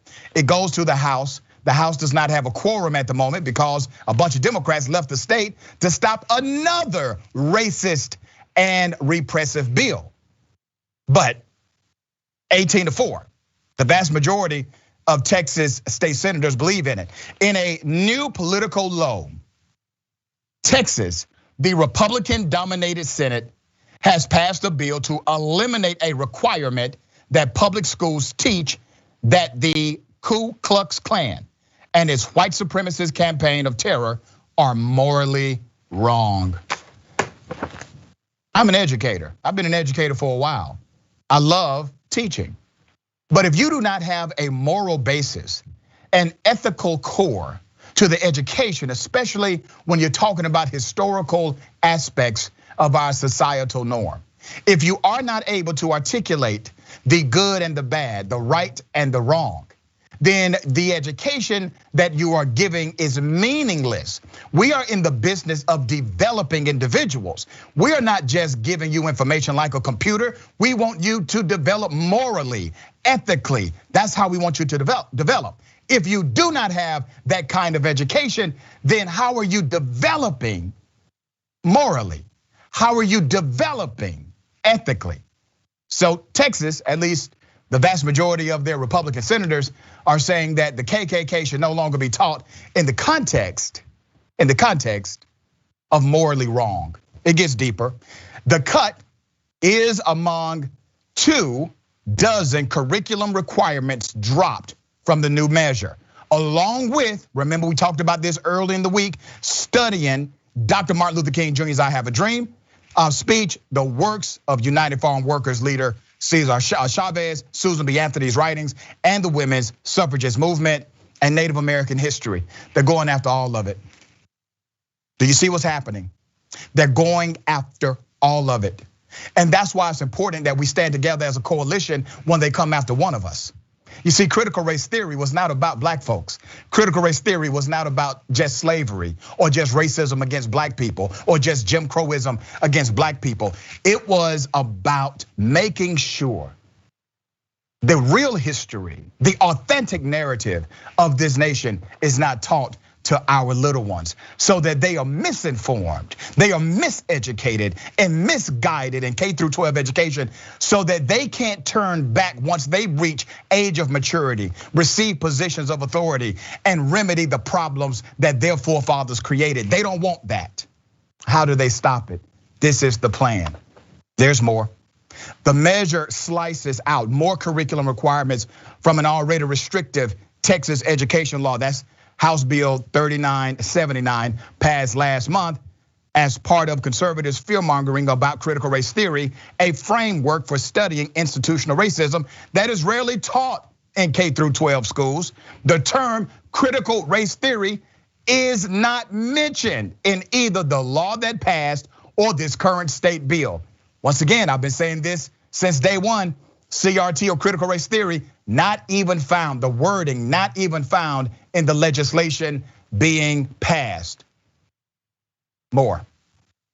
Though the new bill essentially erases the cautionary lessons to be learned from the KKK, Republican Lieutenant Governor Patrick praised the legislation for rejecting philosophies that espoused that one race or sex is better than another. This is a shame. Do we have pictures of those guys? Let's put them up. The governor and lieutenant governor. Okay, maybe we don't have the pictures. Tweedledee and Tweedledum. That's who they are. Yeah, that's Governor Abbott. So look at the face. Look at the face, ladies and gentlemen, of misinformation. Look at the face of who will protect white supremacy dogma. Rhetoric, not truth, is what compels them. Here's what teachers cannot do according to this bill. Teachers cannot be compelled to discuss current events or controversial issues of public policy or social affairs. And if they do, they cannot, this is emphatic in the bill, they cannot give deference to any one perspective. In other words, a teacher, if they choose to talk about the Klan, they can't tell you that the Klan was wrong. If they talk about slavery, they can't tell you that slave owners were immoral. Benjamin, what's your take, brother?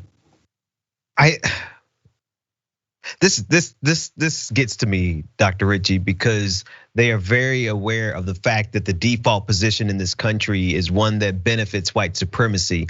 And by saying that teachers cannot take a side in this issue, they are essentially cornering teachers into taking a false sense of being unbiased, when we know the entire idea of fair and balanced in this country has been one that has been beneficial to not only the right-wing conservative part of this country, but also white supremacy in general. So they know by default, by scaring teachers away from discussing this at all, and if they discuss it, they have to take the establishment talking points of leaving the status quo alone. And it's because of that we know without a shadow of a doubt that this bill is intended to protect white supremacy at all costs. Yeah, and I'm not even sure how educators can pull this off. In the classroom, when you provide context to historical elements, there are winners and losers. But because of the hindsight of history, you also determine if the actions were morally reprehensible or were they in fact courageous and appropriate for that era. For example, if we're teaching about the civil rights movement, and we're talking about Rosa Parks. Well, Rosa Parks broke the law. Rosa Parks violated a city ordinance that said where black people can and cannot sit. We have historically judged that today to be morally wrong. Right. That black people should be able to sit wherever they choose to sit on the bus, even though she technically broke the law. And then it sparked a movement of the bus boycott, which is economic withdrawal. The context of that is the boycott was morally correct. It did accomplish the intended goal. And it showed the connection between private enterprise, which was the busing company, and government, and how they coordinated in order to disenfranchise and discriminate against black people.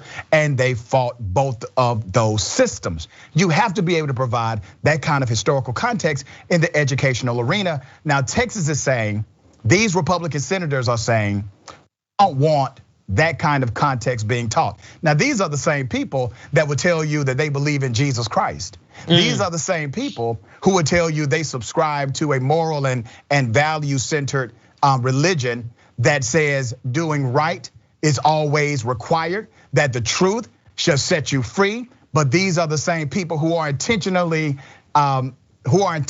misguided or wanting teachers to misguide K through 12 students. Fascinating that this is happening in this country. I love the way you frame that, right? You contextualize it into it is absolutely the plan, and to leverage faith in that way, exactly the way you outlined it. And I think that's one of the more insidious parts of what we're seeing happening around us. Yeah, and I'm not sure how teachers are going to respond, but I know a lot of school teachers. Yeah. I know a lot of K through 12 educators. I was adopted by a high school teacher, and I've had very frank conversations with many of my friends who work in the public school system. If they want to save their profession, they're going to have to step up and do the right thing. Yeah. And I hate to say that, but I promise you, if I was a K through 12 educator, that's exactly what I would do. I'm not asking them to do something that I would not personally do, and I will have their back 100% of the way. And for everyone who's watching this, and you agree that this is a miscarriage, that this is a tragedy, when teachers start standing up, when teachers get back in the classroom in just a few weeks, and they start teaching true history, and they start getting dragged by their state government or their superintendent, or they get fired by their principal, I need you to stand with them in your local jurisdiction. Because in order for us to save our democracy, we're going to have to save our K through 12 educational system. And it is currently being hijacked by bureaucrats who care more about their white nationalist ideology than the true education of our young ones. We're gonna shift gears. There's a guy who just wanted to say the N-word. He's a city councilman. This has been making the rounds on social media. Alabama Democratic Party, is calling on Tarrant City Councilman John Tommy Bryant to resign after the lawmaker used the N-word when referring to a black councilwoman during a council meeting. The whole thing was caught on video. Here it is. The N-word. I mean, I know I'm black. Do we have? Now you want to address what I have to say. Do we have a house here? Yeah, you. Okay. Do we? Hey, yeah, do we? Would she please stand up? Y'all are seeing this, right? Cameras. This clown went hard ER at a damn council meeting, okay? Do we have a house? Please stand up. That's what he said.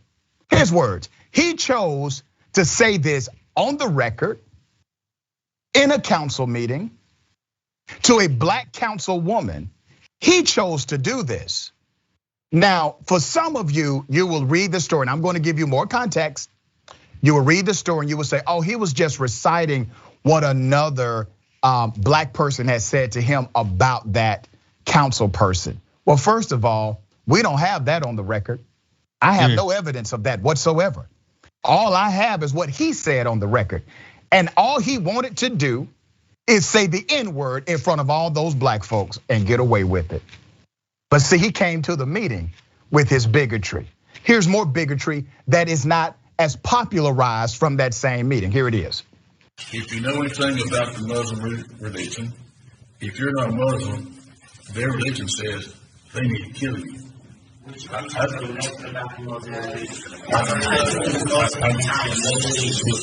the floor or does someone else have the floor? I mean, you want to address me so I can address you. Don't do that. Mayor, I was talking and someone interrupted me. Could you please take care of that? And if you read the book, if somebody interrupts, you can have the police remove them. First of all, he's totally inaccurate. Of course, the Islamic faith does not teach that. It has variations of expression like any other faith.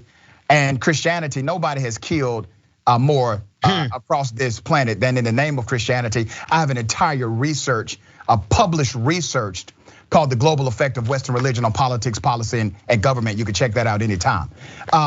So he says, if you are Muslim, they have to kill you if you don't believe like they believe. Totally inaccurate. But he came to the council meeting with that kind of racism and religious bigotry already inside of him. So he was already ready to go. The councilman later said he was only repeating what Tarrant Mayor Wayman Newton, the city's first black mayor, called city woman Veronica Freeman. Brian said there was a difference between his use of the N-word and Newton's alleged use of it.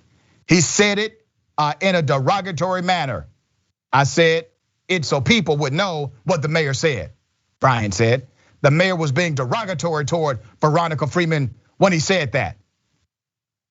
The Alabama Democratic Party urged Bryant to resign, calling the lawmaker a racist and unfit to serve. Alabama still has a long way to go when it comes to race, but cozying up to the KKK, which he has done, and using the N-word should make you unfit to serve. Wade Perry, the party's executive director, said in a statement, these racists belong in the history books with Bill Connor and George Wallace and not on the taxpayers' roll. Okay, 100% agree, but you're the Democratic Party. I want to see what the Republican Party of Alabama had to say. The Alabama Republican Party chairman, John Well, said the councilman's behavior is, and I quote, completely unacceptable in any setting. But did not say whether Brian should step down. Oh, just completely unacceptable. We have no place for this, none whatsoever. Should he step down? Oh, no comment. No comment on that, no comment. Benjamin is in Alabama. He said the N-word. He made up a story about he did it in context of repeating what someone else said. But he's the guy who wanted to say it on the record in front of everybody in that council meeting and in front of a camera.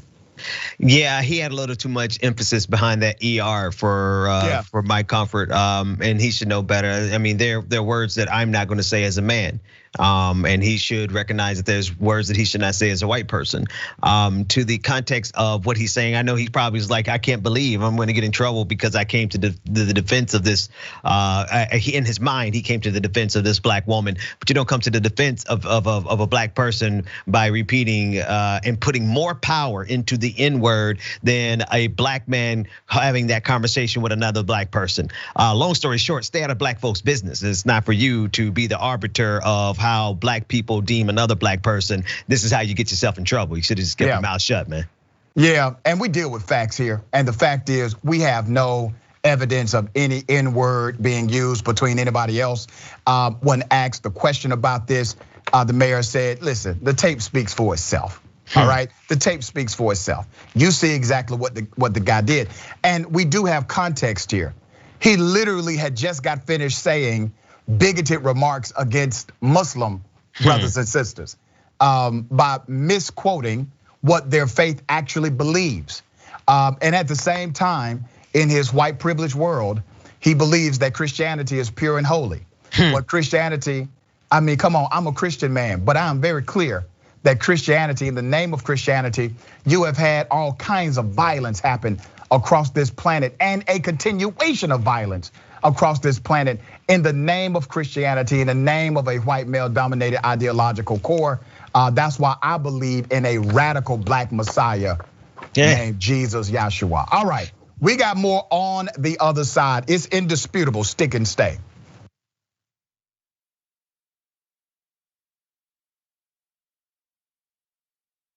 I'm old enough that I remember when Captain Crunch put the berries in it. Yay, crunch berries! Now was like, ooh, the fake berries. Remember? We're gonna try that. We did a story back in the day about how a woman sued, I don't know, General Mills. She'd been eating it for 4 years, believing that it was actual berries. Yeah. She's like, these aren't real berries at all. Yeah. I'm like, I got news for you. Captain Crunch isn't really a captain or a person. Joining me now, legendary whistleblower and American hero, Edward Snowden. First question is, hey, where are you? I'm in my apartment in Moscow. All of a sudden, in the studio, Jim Gaffigan, everybody. Mental illness is, completely undiagnosed in our society. It's not about a particular administration. It's about a broken system of power, and through that, really, the instrumentalization of a system of not justice, but injustice. People understand whether they claim to deny climate change or not. Our collective house is in crisis. We're also dealing with the legacy of 40 years of economic policies that have made people's lives more precarious. Sometimes you got to force people into their humanity. Sometimes you have to shake people into empathy. Senator Elizabeth Warren joins us in the studio. Healthcare is a basic human right, and we are fighting for basic human rights. In order to actually achieve that vision of everyone having access to the same resources and getting to determine the outcome of their life, we have a lot of work to do, and it needs to start right now. Here's something you may not know. When you deposit your money in a big bank, it doesn't just sit, safe and secure, in a vault. Instead, your money could end up building oil pipelines, mining for coal, or drilling in the Arctic. So if you're concerned about the planet, give your money something good to do. Make the move to green with Aspiration's fossil fuel-free account and join the thousands each week who are switching to save their dollars and save the planet at the same time.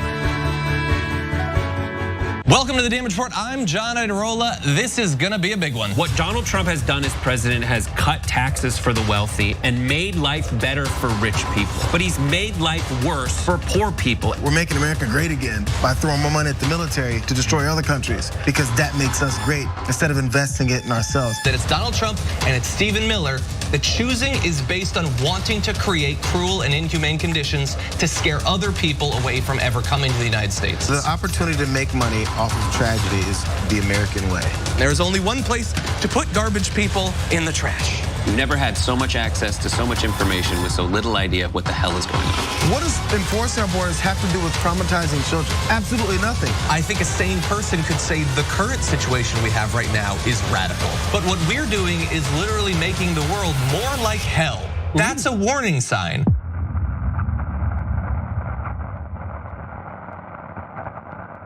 ShopTYT.com now has books. One of them is Ryan Grimm's book, We've Got People. That's a saying that AOC said, they've got money, we've got people. It's the best tracing of the AOC victory I have seen anywhere. It's the most accurate, and it's got great details. The book actually goes all the way back to Jesse Jackson and how he's the original Bernie Sanders. If you want to know how we're going to win going forward, those lessons are super important, and they're in Ryan's book. So check it out right now at ShopTYT.com. We found the perfect person to lead the army, Allison Hartson.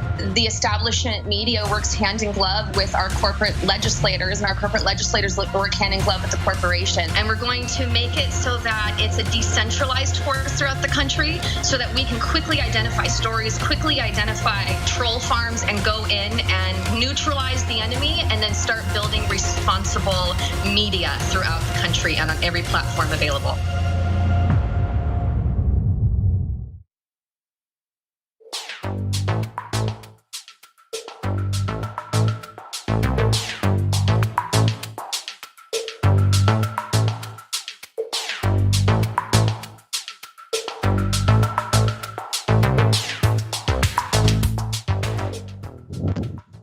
All right, welcome back to Indisputable. Make sure you follow us on social media, Indisputable TYT. That's good on Twitter and the Gram. And also make sure you jump on that Indisputable TYT YouTube page. If you're watching me and it's not on that YouTube channel, make sure you go to that YouTube channel, tell your friends and family, go to that YouTube channel, hit the subscribe button, all right? We're at over 145,000 subscribers, and it's because of you. And remember, I mentioned earlier, we have been picked up permanently now. Indisputable is now part of the lineup, the TYT family, because of you as well. Let me read some of these amazing comments. TYT member, oh, this is beautiful. Bullpen fan art, tall and awkward. Can we show it? Look at that. I'm the big fella, by the way. That's beautiful, I love it. Welcome to the bullpen. Okay, Mickey C, the silver hair dragon, says, congratulations, Dr. Richie. Welcome to the TYT family. Thank you so much. It is a pleasure to be here. Greyhound Dragon says, hell yeah, congrats, Dr. Richie. So pumped. This show is staying heart. Thank you so much. All right, YouTube super chat. Tito Bandito says, love your work, kind sir. Please do tell the real history about the Texas Rangers, AKA the lynching posses, for Mexican banditos or fugitive black workers. The truth can only make us free. You're right, we'll tackle that on this show. Dragon Heart, thank you, says, how are they going to explain Juneteenth when they can't teach slavery? Well, they can tell you about slavery. They just have to say, there were very good people on both sides. That's how they have to teach it, based on the 18-4 Senate bill. Nicole Smith, our governor refuses to protect our children. Now it's time for we Texas parents to step up. We have to teach our children right from wrong and protect them. You do. You have to come against this. This should not be a political issue. Everyone who's listening to me, you remember what it was like to be taught the moral issue connected to racism. That was a good lesson for you to learn. Forbesilla says, Ben be looking cute as hell today. His wife is lucky for sure. Congrats. And then she gets to me second. She says, and congrats on the full-time gig, Dr. Richie. Keep educating this white girl on the daily. But her first obligation was to make sure she gave a shout out to Benjamin Dixon. Karen goes to Washington, says, conservatives don't hide their racism anymore. Correct. Billy T, Dr. Richie, you are my hero, my brother, a martial artist of truth. I like that, thank you. Ashley Turner, love this show. Dr. Richie is so incredibly knowledgeable and uses his smarts for good. Thank you, sir, much respect. Thank you, Ashley, for that kind comment. Renee Townsend says, I love this show, keep informing us, sir, in the name and pursuit of justice. And Bridget Afridi says, Denver calling out, somebody take this heat from us. Hello, Dr. Richie. Listen, I don't know if I can help you. It's hot as hell in Georgia.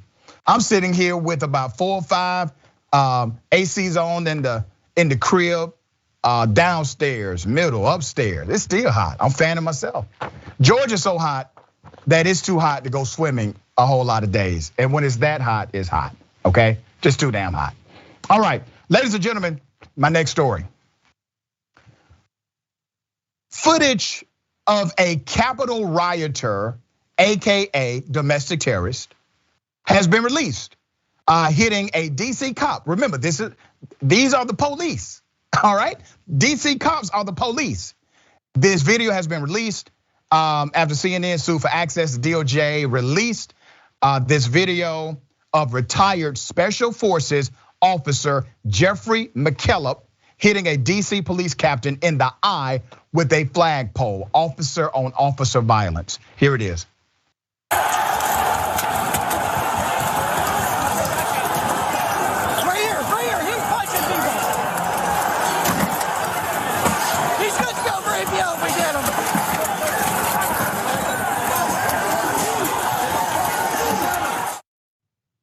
What are we going to do about this police on police violence? Officer on officer violence. We just had a father-son duo. They were under investigation, getting arrested out of the state of Florida. They went all the way to DC just to commit criminal acts. What's happening right now? Why are so many people who are inside of the US military and inside of police departments engaged in an insurrection against the United States of America? It seems almost as if the culture of that mindset intentionally permeated the ranks of our US military and the ranks of policing in America. When McKillop launched the flagpole at the officer, it caused a laceration near his left eye, according to an FBI affidavit. Now remember, the Department of Justice did not want you to have this video. They didn't want you to have it. CNN had to sue them in order to get access to the video. There's a huge question here. Why is the DOJ continuing to operate in a way that's less than transparent? Can't blame it on Trump right now. Biden's in charge. Can't blame it on Bill Barr. So what's really going on here? I got questions. The affidavit also said McKillop assaulted 3 other officers in the same vicinity. Now remember, he's a former military special forces officer. He likely says he loves the police. He probably has a back the blue banner on his pickup, but he's fighting the cops in DC. Per the Justice Department, McKillop pleaded not guilty to 12 charges, including assault. So he pleaded not guilty.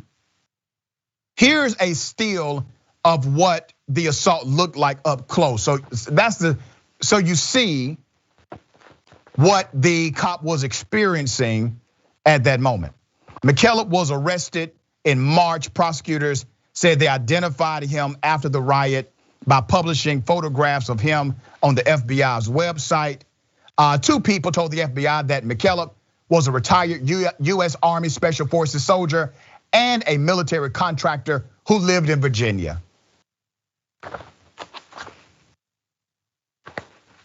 I'm just waiting for those on the right to call out this military official. I'm waiting on them to say something negative about what he did to 4 police officers. I'll wait. The affidavit said that McKillop wore a US Army Special Forces badge on his backpack during the riot, which helped identify him. Yeah. Listen, first of all, you have to appreciate redneck logic. You're going to DC to commit acts of crime, and you're so damn privileged, you figure, well, hell, let me go ahead and commit assault against 4 police officers while literally wearing identifiers. Gotta love it. McKillop has been charged with multiple federal crimes, including assaulting, resisting, or impeding certain officers during using a dangerous weapon, inflicting bodily injury, and entertaining and remaining in a restricted building or grounds with a deadly or dangerous weapon. We also don't know exactly what his affirmative defense will be. He's caught on video. It's obvious that it's him doing this.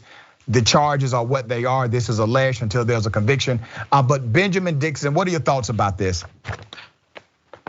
I appreciate the fact that you're pointing out that this is happening underneath, the protection is happening underneath the Biden Department of Justice, Merrick Garland as the Attorney General. And this is not the only time we've seen video be withheld, but we've also seen some of the process of accountability, particularly as it pertains to Donald Trump and his administration, the previous administration. There's a hesitance in the Biden administration to hold the previous administration accountable. This is not new and germane only to the Biden administration. We saw the same thing with the Obama administration. They were reticent to hold the Bush administration accountable. And when we don't hold administrations accountable, we see that this is the type of thing that compounds. Donald Trump is a product of the fact that we've never held any president accountable for anything that they've ever done on the international stage in any way, with the exception of Bill Clinton and his indiscretion in the White House with Monica Lewinsky. That said, we're also looking at this revolution that is being, and I use that word very loosely because it's not a revolution in the sense of revolutionary intentions. They're doing this on behalf of white supremacy, and it marched all the way up to the steps, and now they're being held accountable for it in the slightest way. And they can't imagine, because Dr. Richie, in their minds, those people, that officer, that soldier who went there, he went with identifiable features on his uniform because he actually thought that he was on the right side of history when they were not. I'm going to give everyone a very sobering fact, and it will bear out in the future. Those people have not gone anywhere, okay? Those people are still in this country. As a matter of fact, a lot more wanted to be there, but they didn't make it. But they may make the second one or the third one. My point is this: the FBI every week, they're releasing information. We're seeing it in the affidavits, in the reports, in the case files of white supremacist militia groups all over the United States of America They have weaponry, they have means, they have opportunity, they have plans. And we're seeing all of this happen in real time. These are the same people. The reason why you have a criminal justice system in the first place is to not only punish wrongdoers, but to also send a very clear message to other would-be wrongdoers to construct and to stop bad behavior in the future. If you give them a light sentence or you don't charge them with everything you could, and they continue to go home with probation, with 20 days here, 10 days there for committing an act of domestic terrorism, it is not going to shape the public opinion and stop would-be terrorists from doing the same thing. Okay. To my next story. Y'all go back to your brown country, bitches. It's exactly what it is. It's racist. You're being I don't give a what's your. Ladies and gentlemen, I wish you Karen would. You want to call the police on them for having a barbecue on a Sunday. You're still free. Back off. I'm going to tell them there's an African-American man threatening my life.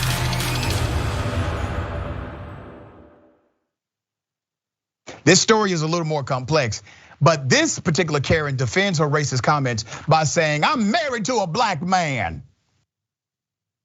Damn. That's a hell of a marriage, obviously. So this particular Karen was caught telling a Hispanic couple to go back to your brown country.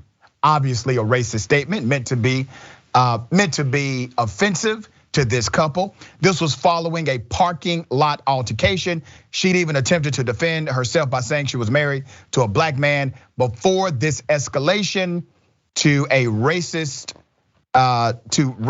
conversation began. This Karen actually slapped the woman. Now listen, I have to show you how we can tell she slapped the female in this story. And I want you to catch it. You got to watch it closely. Here it is. In the car. Call the cops. In the car. You don't want to tell me? I'll call the cops. Tell you what. Okay, give me. Look, your husband kicked my in. I didn't damage Joe's car. He kicked that in. I have video. I have video of it. You shut the up, bitch. You dumbass bitch. No, you're. Don't talk to me, not him. Okay, I'm right here. He has to call his wife? Can't deal with it? Look what is in that goddamn First of all, don't.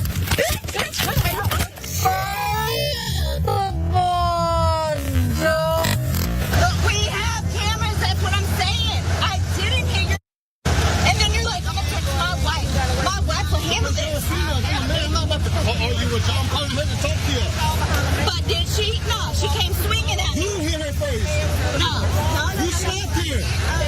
No, y'all go back to your brown country, bitches. They racist. It's exactly what it is. It's racist. You're being I don't give a what you're married to. Look what you just said. Go back to your country. Yeah. Really? Y'all brown. I'm American. I'm black. And if your husband's black, then what the No, you're not. I'm American. I didn't leave the scene. I'm still here. If I didn't have no papers or nothing, I would have left. You do not get to inoculate yourself against being a racist just because of who you sleep with. Please understand that. It's very clear that in this story, in this confrontation, she decided to be bigoted and racist against this particular couple. Now, it was a dispute, a parking lot dispute. She decided to make it racial. That's what she decided to do. And I hope you saw the shadow that clearly showed this white female slapping the victim. Let's play that again. You saw that? Here it comes. Look at the shadow. Clearly. And then she even said, oh, no, your wife swung at me. No, you hit his wife. She defended herself, okay? Ben, what are your thoughts? My thought is that they really should stop. They really should consider that they're going to get a feature on "I Wish a Karen Would" and keep acting like this. I mean, because at this point we're leaving no stone unturned. We're identifying Karens at every turn. If you want to be famous, then just keep acting the way white supremacy has let you get away with acting. And this is what it is. Like, there's a lot of people who are uncomfortable with the fact that they can no longer get away with what they used to get away with. We used to say the N-word and nobody say anything.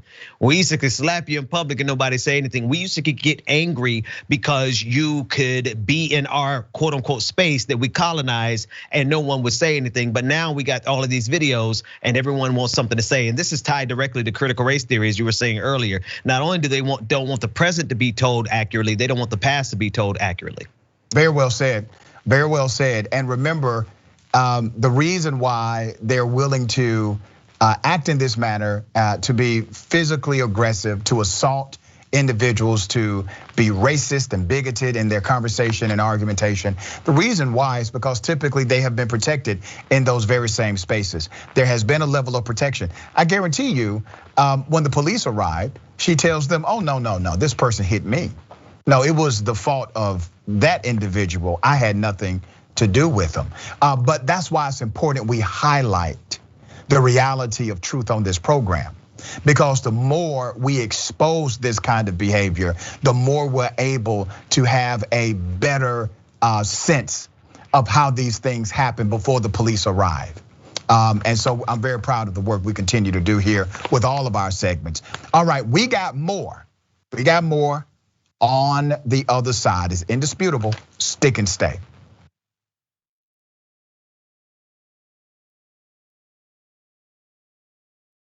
I'll predict right here for you, Chris. I think Donald Trump will leave office before his term is up. He'll be humiliated, embarrassed, and I know him. He's not gonna wanna lose, and he's gonna run for the hills. You got that bet all day long. Okay, let's get after it. Now, so look, Jake has made some good predictions, and this is in good fun. I could not disagree more. There's no bromance between the two of them. You got that bet all day long, Janky, you. Oh, you stop. In the meantime, let's call him out on the damage. But I just got a Roku set. Did basically a little bit of channel surfing, and I was like, there we are. Yeah. There we are. And then I turned it on, and it was John and Brett on Damage Report making fun of me. Oh no.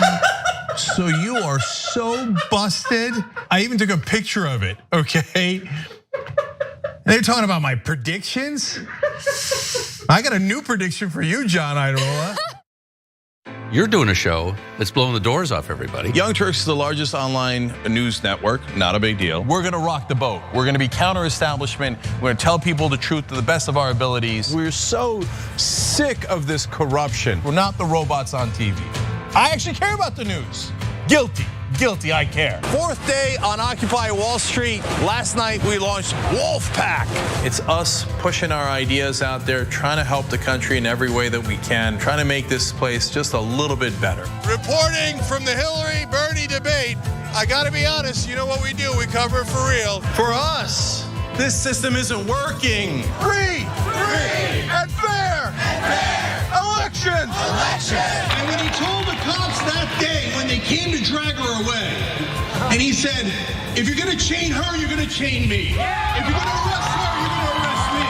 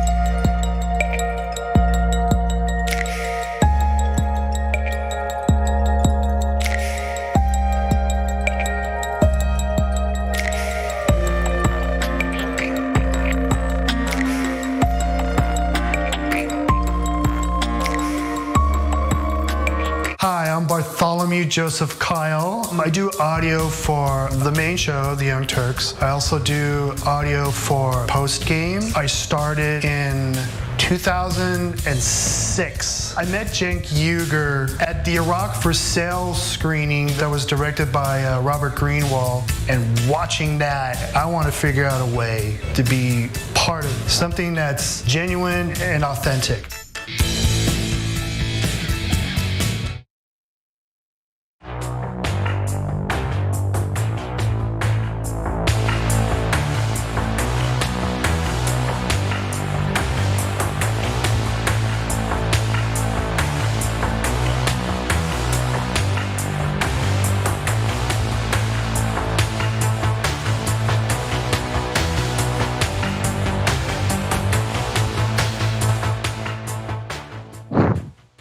Welcome back to Indisputable.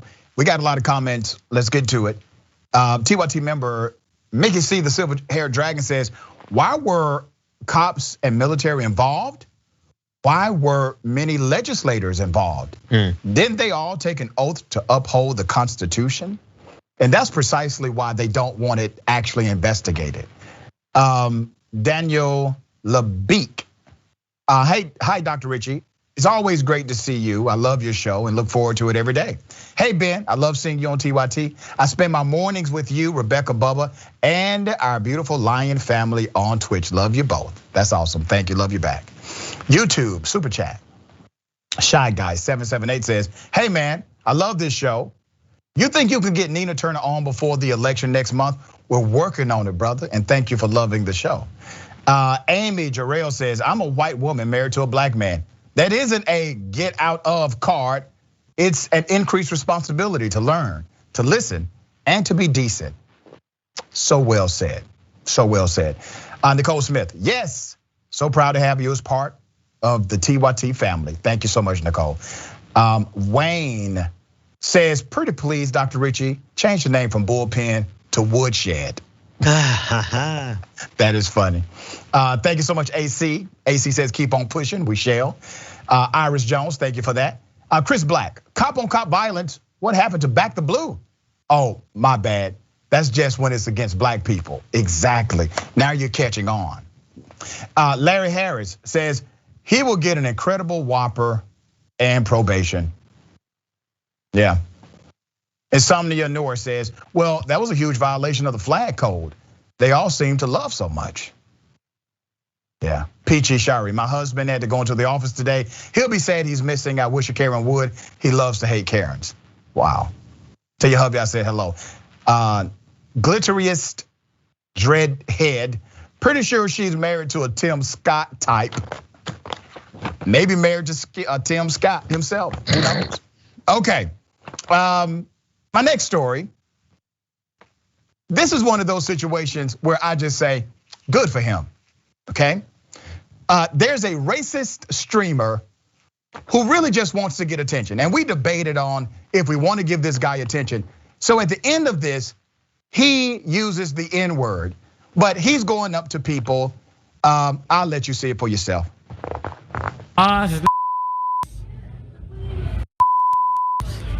Trying to make us go over here.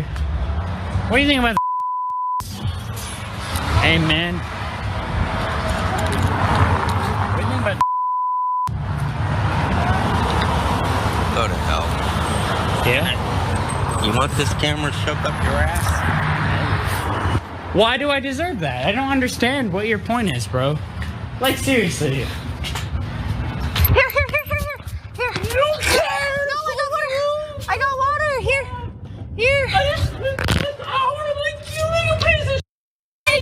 He told me to get water. Sorry. Oh, why you? He told me to get water here. Hey, what happened? We live streamed and someone pepper sprayed him for no reason. Yeah.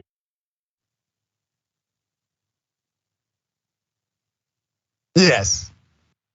I'm smiling on the inside and outside. Now, I don't advocate for people to get pepper sprayed, but when you're continuing to harass a man and telling him what does he think about nigras or whatever he wanted to say, and then at the end he uses the entire E word, okay? The entire N word and went hard ER. When that happens and the person tells you continually, leave me alone, I'm not bothering you, leave me alone. And then they take out, I mean, this was an older gentleman. He has his mace just in case something like this pops off. And he maced the guy. And the guy cries like a baby. Now, I'm going to tell you this, fella. That girlfriend you got, she ain't for you, brother. Let me tell you why. She kept recording. While you're sitting there crying like a child because you got exactly what you were asking for, she kept recording you. She not the one. I'm just telling you. She was happy that happened to you. She kept recording. She didn't delete it either. Okay, Benjamin, what are your thoughts, man? You know, Dr. Richie, these folks want to be famous. They are, I wonder if they don't understand how they themselves are victims of this system. Not that I'm going to extend too much grace and concern with them, but you gotta be really ignorant to go out and seek this kind of attention for the sake of your podcast or your YouTube channel. But we see this happening on a regular basis. It's just a level of ignorance that has been monetized and bigotry that has been monetized, and we're seeing more and more of it, and it's so unfortunate.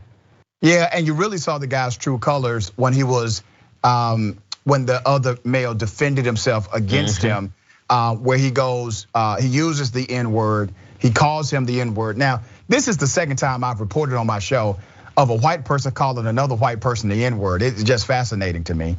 But you know where it comes from. That to them, that is the worst thing to call anybody. Exactly. All right.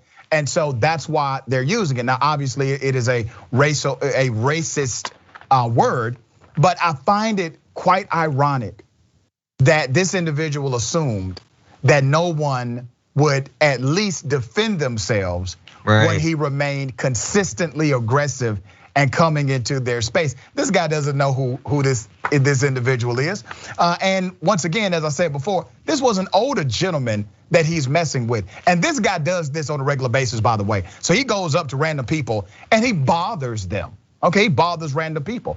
And he typically bothers people that seem non-threatening, like this older gentleman. Well, listen, as my grandmother would say, Pops had something for him. Yeah. Yeah, he's gonna run up on the right one and get the wrong answer one of these days. But no, absolutely, Dr. Richie. I can't stress enough what you just said. I gotta reiterate, they know every time they form that word, their intention is to cause emotional harm. And so there's no second guessing about this. All right, ladies and gentlemen, Fox News hosts are vaccinated. Okay. So let me give you some background to this. There's a Fox News vaccine passport program to protect employees from what? COVID-19. While the talent on Fox News, and yes, I say that word loosely, while the talent on Fox News continues to espouse a doctrine that somehow COVID-19 is just fake news. So let's put up the human resources letter from Fox. All right, so we got access to this Fox Human Resources email, and it says, thank you for providing Fox with your vaccination information. You are no longer required to complete your daily screening through Work Care Work Matters. However, please continue to monitor your health and stay home if you experience any of the symptoms. Please keep this email and image stored in a safe place where you will be able to access it easily. You will be asked to provide it upon entering Fox work locations, all of them, all Fox work locations. This is the rule. Employees who supply that information will no longer be required to complete a daily health screening, according to the reports. Not only has Fox welcomed guests who reject the concept of so-called vaccine passports, its own messengers have scoffed at the entire idea on air. Cash cow, Tucker Carlson, recently equated separating non-vaccinated people who could be carrying a deadly and contagious virus to racial segregation during the Jim Crow era. Fox News has repeatedly undermined efforts to mitigate the dangers of COVID-19, which has killed more than 600,000 Americans. That has included comparing the deadly pandemic to the common flu and refuting the value of wearing masks in minimizing transmission. So they've said, listen, if you're being told what to do, all of this COVID-19 awareness and safety protocol and vaccination is just big government telling you what to do. Here's some of what Tucker Carlson has said. The administration would like you to take this vaccine. Not just the administration, Tucker, but Fox News corporate. They want you to take the vaccine too. You didn't report on that, but that's what the HR lady said in the email. Continue. What if you don't want to get vaccinated? Not everyone does. It's arriving in small bottles, but with a glitzy entrance. Have a vaccine and a smile. Just do it. How are the rest of us supposed to respond to a marketing campaign like this? Well, nervously. Whatever you do, don't say this is social control. Because if you do, the richest and most powerful people in the world will act in perfect coordination to shut you down immediately. It all seems a bit much. It feels false. Once again, Human Resources said, and I'm sure Tucker is on the email list. Thank you for providing Fox with your vaccination information. Benjamin, the irony, the hypocrisy is so staggering. I don't really need to provide tremendous commentary, but I want to remind everyone, when you do this to people who trust you, you do not have respect for the people who trust you. Yeah, that's the thing. They are willing to play with the lives of their supporters, the people who create their wealth. I mean, that's the whole conversation, right? Yep. They have no respect for the people who create their wealth. The Fox News viewers are the source of their wealth creation. And now we're looking at a situation where we can directly tie the actions of Fox News. This is why they're doubling down, or they're backing down now. And now they're pushing. Sean Hannity came out and supported the vaccine this week for the first time very vocally, because they know that they could be held accountable for the amount of misinformation that they are intentionally spreading, harming their own supporters. Yeah, Steve Doocy recently told the truth on Fox News about COVID. He said, listen, these conspiracy theories are not accurate. I mean, he went down the list. As soon as he finished talking, he started trending on social media, started trending on Twitter. Fox viewers telling him to resign, telling him that he was wrong. And what did Steve Doocy do? Now, Doocy, I'm no fan of this cat, but damn it, he told the truth about COVID-19. That's what he had the audacity to do. And why is this such a political hot button issue? Why? Because it became politicized. It was not created in the political narrative, but Donald Trump and others, they wanted to make it political from the beginning. And it started, and that really to me was the first big lie. The first big lie from Donald Trump, and he made a lot of them, but this was a big one because over 500,000 people are dead. The big lie was that COVID would be here today, gone tomorrow. Remember when he said that? And when he told us this, he had information that it was more deadly than he ever thought. He said this in an interview that went on the record later, but he knew that it was not as light as the common flu, even though he was saying this to those in the public. He knew that it was killing children, even though he was saying something totally opposite in the public. First big lie, and he politicized it from day one. Benjamin, I give you the last thoughts on this topic, brother. I used to think that it was human nature for self-preservation, that it was instinct for self-preservation, but we're seeing that instinct can be trumped by politics, especially when people are worshipers of Trump. Man, that's a damn good point. Very good point. And on that, brother, I thank you for always providing great insight. Tell people how they can follow you on social media and check out your show. They can follow us on social media at Benjamin P. Dixon on Twitter, and they can watch our show every morning, 8 o'clock, right here on YouTube and anywhere you can stream. Thank you, my friend. Always a pleasure, brother. Pleasure's mine. Take care. All right, we got more on the other side. The bullpen is up next. Stick and stay.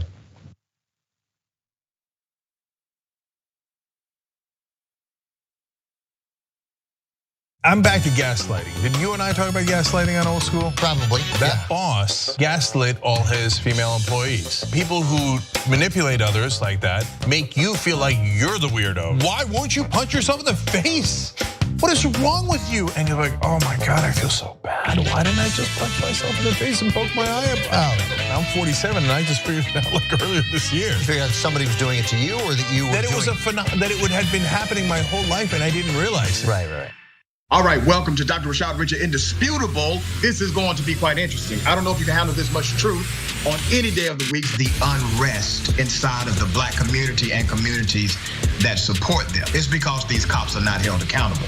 You have a family calling 911, and that family is expecting help, not expecting their loved one to be killed by the very people they pay to protect and serve them. Did you ever notice a cop that you worked with call any black person the N-word or target people because they were black? Nope. But we disagree that somehow police officers are not also subject to the same systemic biases and racism as any other level of law enforcement. It sounds like for everybody's need who wants to crucify the cops without looking at it. No, crucify bad cops, brother. Of bad course. cops. We don't need the government to step into our lives mandating that we should be wearing a mask. You putting on a mask, Trey, is government intrusion. But you don't think the government telling a woman what she can or cannot do with her body isn't government intrusion. Where does life begin? You want to go there? I can read it to you, brother. You seem very well prepared. Certainly more. Of course, why would I not be well prepared? They don't stop, I don't stop. Racism won't stop, I won't stop. Systemic bias won't stop, I won't stop. People still need health care, so I won't stop. People still need criminal justice systems reform throughout this country, so I won't stop, and you won't stop either.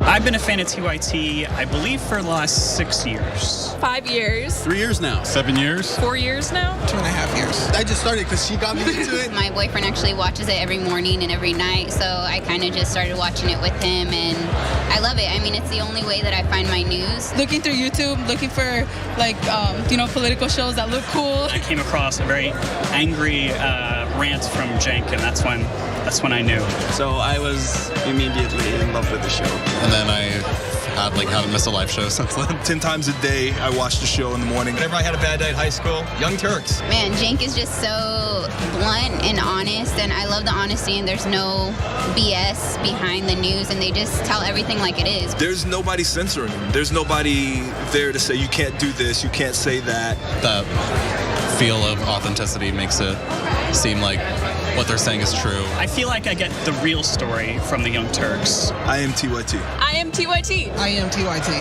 I am TYT. I am TYT. I am TYT.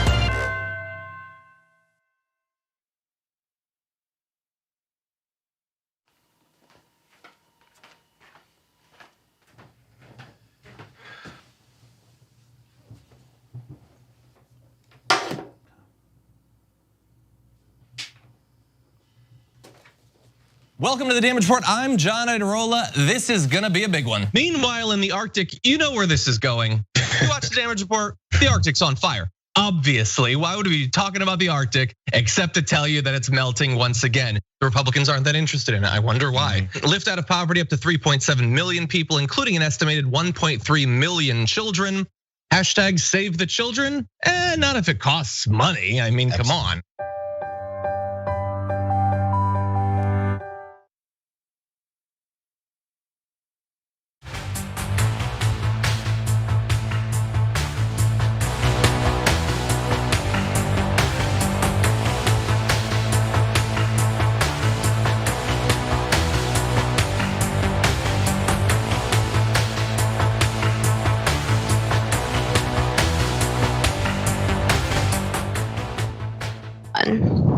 Welcome back to Indisputable. Let me read some of these viewer comments. Thank you for chiming in. We got TYT member Warlock says, Dr. Richie, so when are you getting Tucker Carlson on in the bullpen? I don't know. I've actually been on his show before. It was a while ago. I've been on his show a couple of times. Mopped the floor with the guy, and he stopped allowing me to come on the program. So I would love to have him on Indisputable any day. YouTube super chat. Bernie, the Kiwi Dragon says, your facial expression covering that streamer needs to be put on a mug, Doc. The Dr. Richie indisputable Glee mug, I'd buy it. I know, it just gave me so much joy, all right? I have to be authentic and transparent and truthful on this platform. Kevin Markle says, this the real news. You're damn right it is. Gadsden Mika says, McHugh, maybe I said that right, I apologize if I did not. Notice he didn't go up to a black man. He did not. He went to an elderly white guy who was about that life. That's what happened. He didn't expect that. Directive 4 says, I mean, Tucker comes from TV dinner money. Promoting unhealthy choices is just carrying on the tradition. Yeah, Stephen Turner, thank you. Welcome to tier 3. Twitch, Snake Anthony 210. Fame hunger is real, and it can be unfortunate for those of us just minding our biz. Yep. Fox, do as I say, not as I do. Exactly. That's the message they're sending. Ladies and gentlemen, welcome to the bullpen.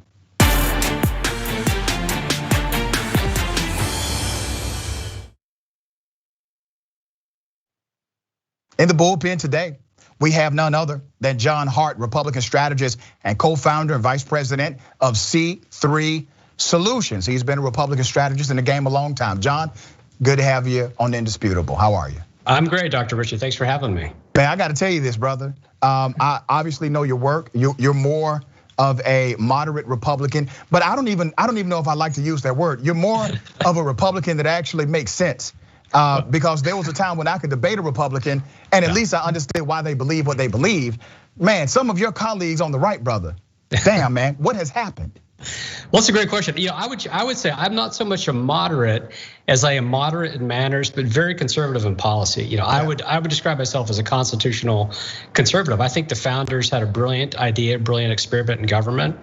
And I think what's happened in our country is we've moved away from debates about ideas and positions to cult of personality. So I think on the right, we've put way too much faith in Trump, but people on the left to a lesser degree. But Bernie Sanders is a bit of a cult of personality figure. So I think that tribal sort of language is really dangerous. And I've done development work overseas as well in the Balkans. And so I think I'm watching the Balkanization of American politics. And so if that makes me a moderate, then I'm willing to say that I'm happy to be a moderate. But I would say I'm very conservative in terms of what public policy should be and what our direction should be for the country. And I see that, and we're going to talk about some of that policy. I will push back on the Bernie Sanders reference. At least Bernie Sanders comes to the table with defined policies, even if you completely disagree with those policies. But you all have people on the right like Marjorie Taylor Greene, who has been unable to articulate any policy. You have now Matt Gaetz, who has devolved into a rhetoric machine rather than a policy centric Republican, and others. But you're right, there's this dependence on personality. And I teach my college students to never get fixated on the personality of any politician that you support. Because the name of the game for politicians is not personality, it's policy. And you have to connect with their policy agenda. If their policy agenda is adversarial to the community that you represent, well, that's not the politician for you, period. You got it. Yeah, and I think with Gaetz, I think Gaetz is putting the party in Republican Party, and we need to be more about ideas and less about flash and substance and all that stuff. Let me read something that you said, and I completely agree with this statement. You tweeted, "Conspiracy theories are a cancer for the GOP. The cause is Trump, whose childish meltdown after the election." And then it cuts off here, but I know your sentiment. Explain to us what you meant by it's all Trump, these conspiracy theories in your party. Well, I think what Trump did after the election is what he should have done is take responsibility for losing the election. I mean, he got fewer votes than Joe Biden did in key states, and he is not president today, not because the election was stolen, but because he lost. And to invent a narrative that doesn't acknowledge that reality creates a huge setback and hurdle for people like me and others who are trying to advance conservative free market ideas in all areas, especially climate, poverty, upper mobility. And so I think that's what was so damaging and destructive about that. And so that's why I've been critical of them. But I've also praised him in areas where he did the right thing. I think he did some very good things in terms of growing the economy, increasing jobs for lower income minority populations. He actually reduced greenhouse gas emissions during his administration. Well, let me push back on some of that. His rhetoric was all over the map, but I think he accomplished a lot of really valuable things. So John, let me push back a little bit on some of the policy issues, and then we'll get into climate change. While black people had more actual jobs under the administration, and by the way, it was trending in the right direction under President Obama. And if you look at your actual increase of jobs, President Obama saw the largest increase numerically than Donald Trump did. Trump actually, under his administration, slowed down their progress, but it continued to go in the right direction until COVID. Let's talk about black employment. While true, under the U3 rating system, more black people had technical employment than ever before, really, if you look at modern statistics. The issue with the U3 rating system is that it only configured every 30 days in the survey model if you had 1 hour of work in that 30-day survey. The U6 rating system provided context to that data and actually described if the work was part-time, seasonal, contractual, and did it pay the bills. And when you look at it from a U6 rating system, black unemployment and underemployment was still at 22% in the United States of America. But the administration, they decided to espouse the U3 system so that they could say technical employment means people are able to actually pay the bills, and that's not the truth. And listen, you're a data guy, you know what I'm saying is completely accurate. The other part of that is the reality of the DOJ under the Trump administration no longer prosecuting open discrimination happening in the workplace. That was a big mistake. Now, there was a real cause and effect dynamic from that policy. Under the Trump administration, black people started making less on the dollar from their white male counterparts, similarly educated with similar background. That number was moving in the right direction under President Obama because the DOJ said we're going to crack down on discriminatory practices. DOJ under Trump said we're not going to do that. And what happened? Employers took advantage of that, and you saw the disparity happen again, right? So we could talk about policy, and I know there are some things you agree with fundamentally, like deregulation. I just disagree with deregulation. We're never going to see eye to eye on that.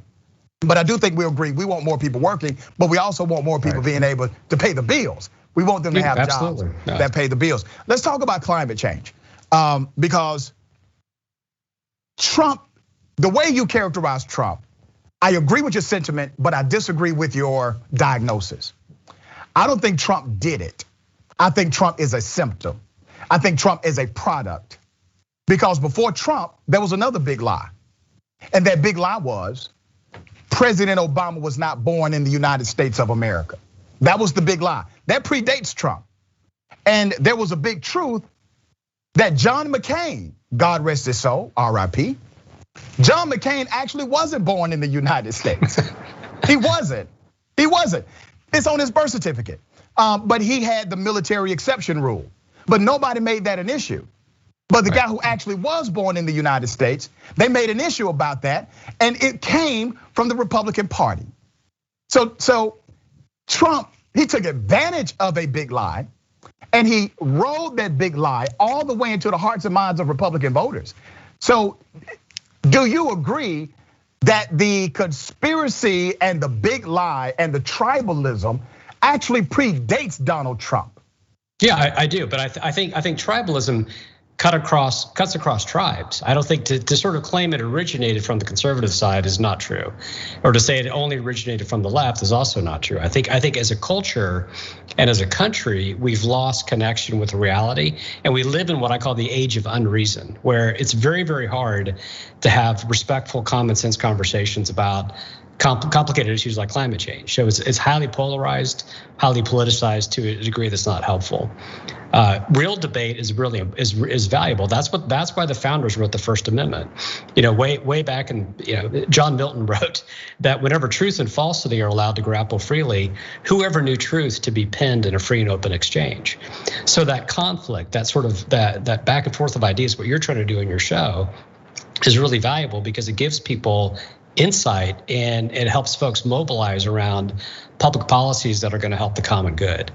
And if the goal is just to shout and insult people and kind of just play to your base, that's not a very effective way to strengthen a democratic society. Well said, John. Let me bring something to your attention. We'll talk about climate change now. 11% of conservative Republicans think that scientists understand climate change. Only 11%. I mean, that's staggering, man. Like 1 out of every 10 conservative, they actually believe scientists in this arena know what they're talking about.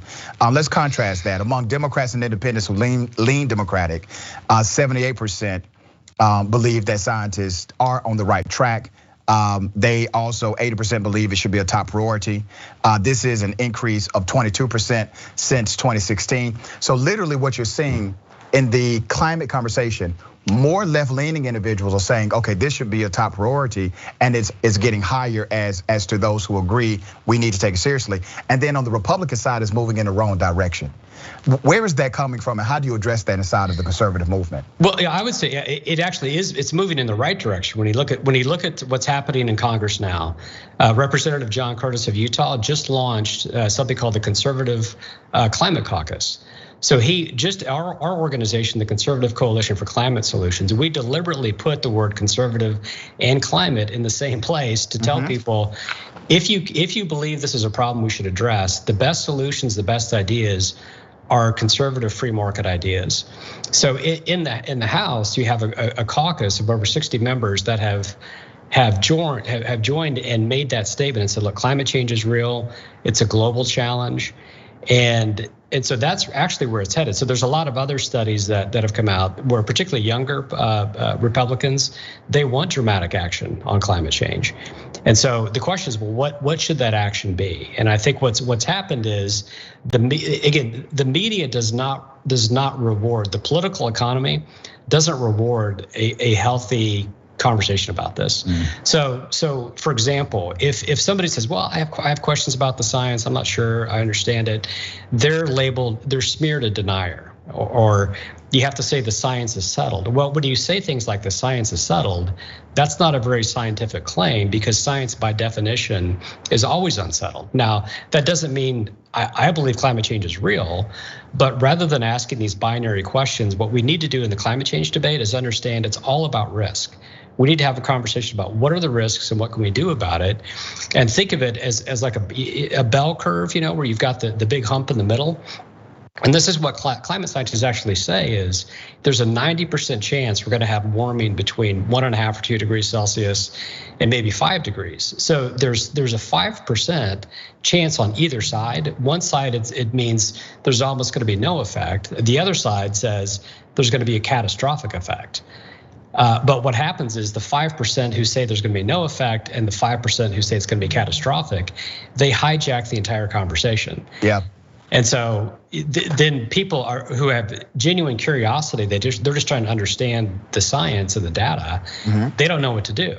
And so John, that's what I think that's what we're trying to get at. Yeah, and I agree with your first statement about how basically it's not politically sexy. So if you have a real bipartisan, thoughtful conversation, that will not end up on Tucker Carlson's show. So the people on the far right would never respect that conversation, and he won't respect it either. And then those who are far left commentators would typically not highlight that as well. We will highlight it on this program because we lead with a policy first agenda. So we would highlight something that is good policy.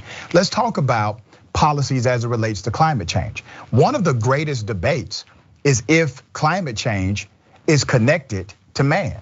That's one of the debates. So you will literally have some Republicans that say, oh yeah, I believe climate change is real, but I don't believe man has anything to do with it. And they'll point to like volcanoes and stuff, okay? So let's talk about why or how. Let me start with the how. How do you implement policy? What's your policy agenda as it relates to climate in America?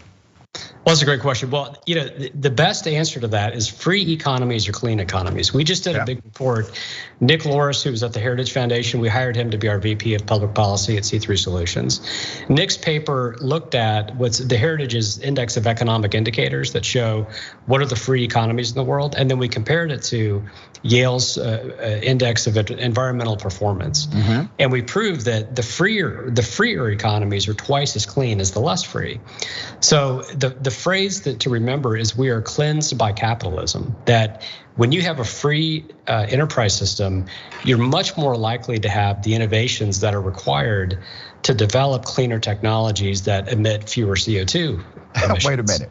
So that's what you want to do. You want to have economic freedom is the answer. John. Not top-down central command and control economies. Okay, so here's my pushback on that, brother. Okay.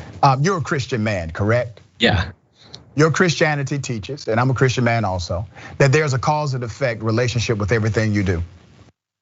Everything. You reap what you sow. Right. Okay. And how do things help the least of these? That's another. That's a fundamental tenet. Exactly. So let's stick to this one. You reap what you sow, meaning everything has a cause and effect relationship, everything. If you're telling me that the pathway to a cleaner environment is to allow corporations to do what they want to do in their production and manufacturing, that violates the tenet of the cause and effect dynamic.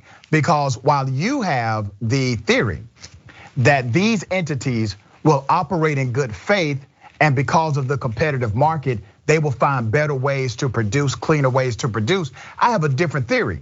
I believe they will find more profitable ways to produce and damn the waste that it takes to produce it. And the reason why I say that is more likely the practical application of a free economy or free market economy, as you suggest, is because historically, that's what they've always done.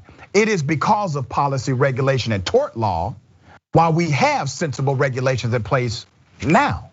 And you're telling me if you get rid of those things, that these companies will automatically start leaning toward a cleaner solution for their manufacturing needs. And I'm telling you, brother, they're going to lean to a profit, a bottom line solution to their manufacturing.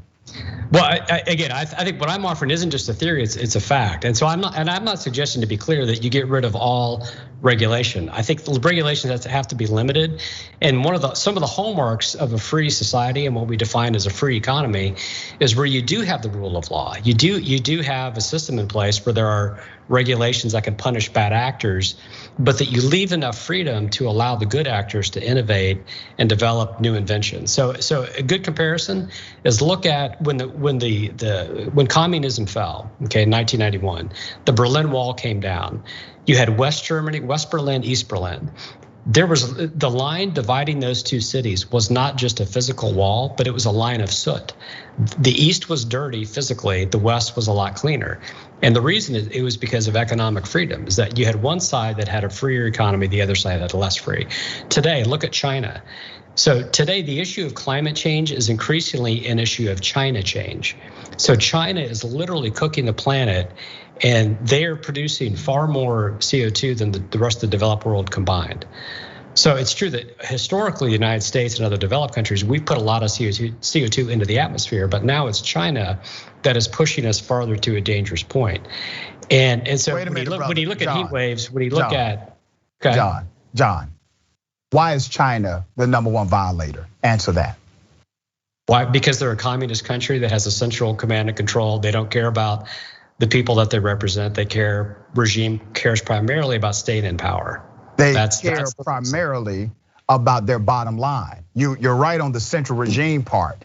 They care primarily about their bottom line, and they do not care to regulate themselves into a profit loss.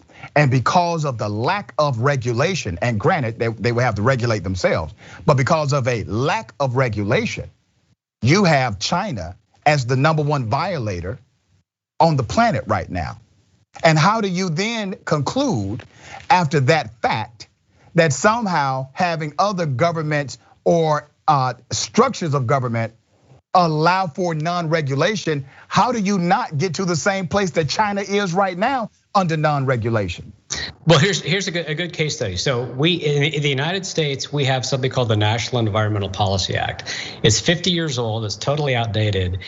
And because that's a regulation and that most progressives say is a good regulation, that regulation is responsible for slowing the deployment of clean energy projects all over the country, often by 7 or 8 years. So if our goal is to quickly scale up, and another great example is nuclear energy. If we want to have more nuclear energy, that is the quickest, best emergency step we could take is to dramatically expand nuclear. We have to have a deregulation component. So again, let's go back to the bell curve because there's 5% on either side of this question. Some people say we need to have total regulation. Other people say zero. I'm not saying we should have zero. I'm saying there's a sweet spot where you have to have regulation that limits and punishes bad actors, but keeps enough economic freedom in the system so that innovators, people who are good, well-intentioned folks that just want to create a new business, they're able to get their inventions approved and into the market as quickly as possible.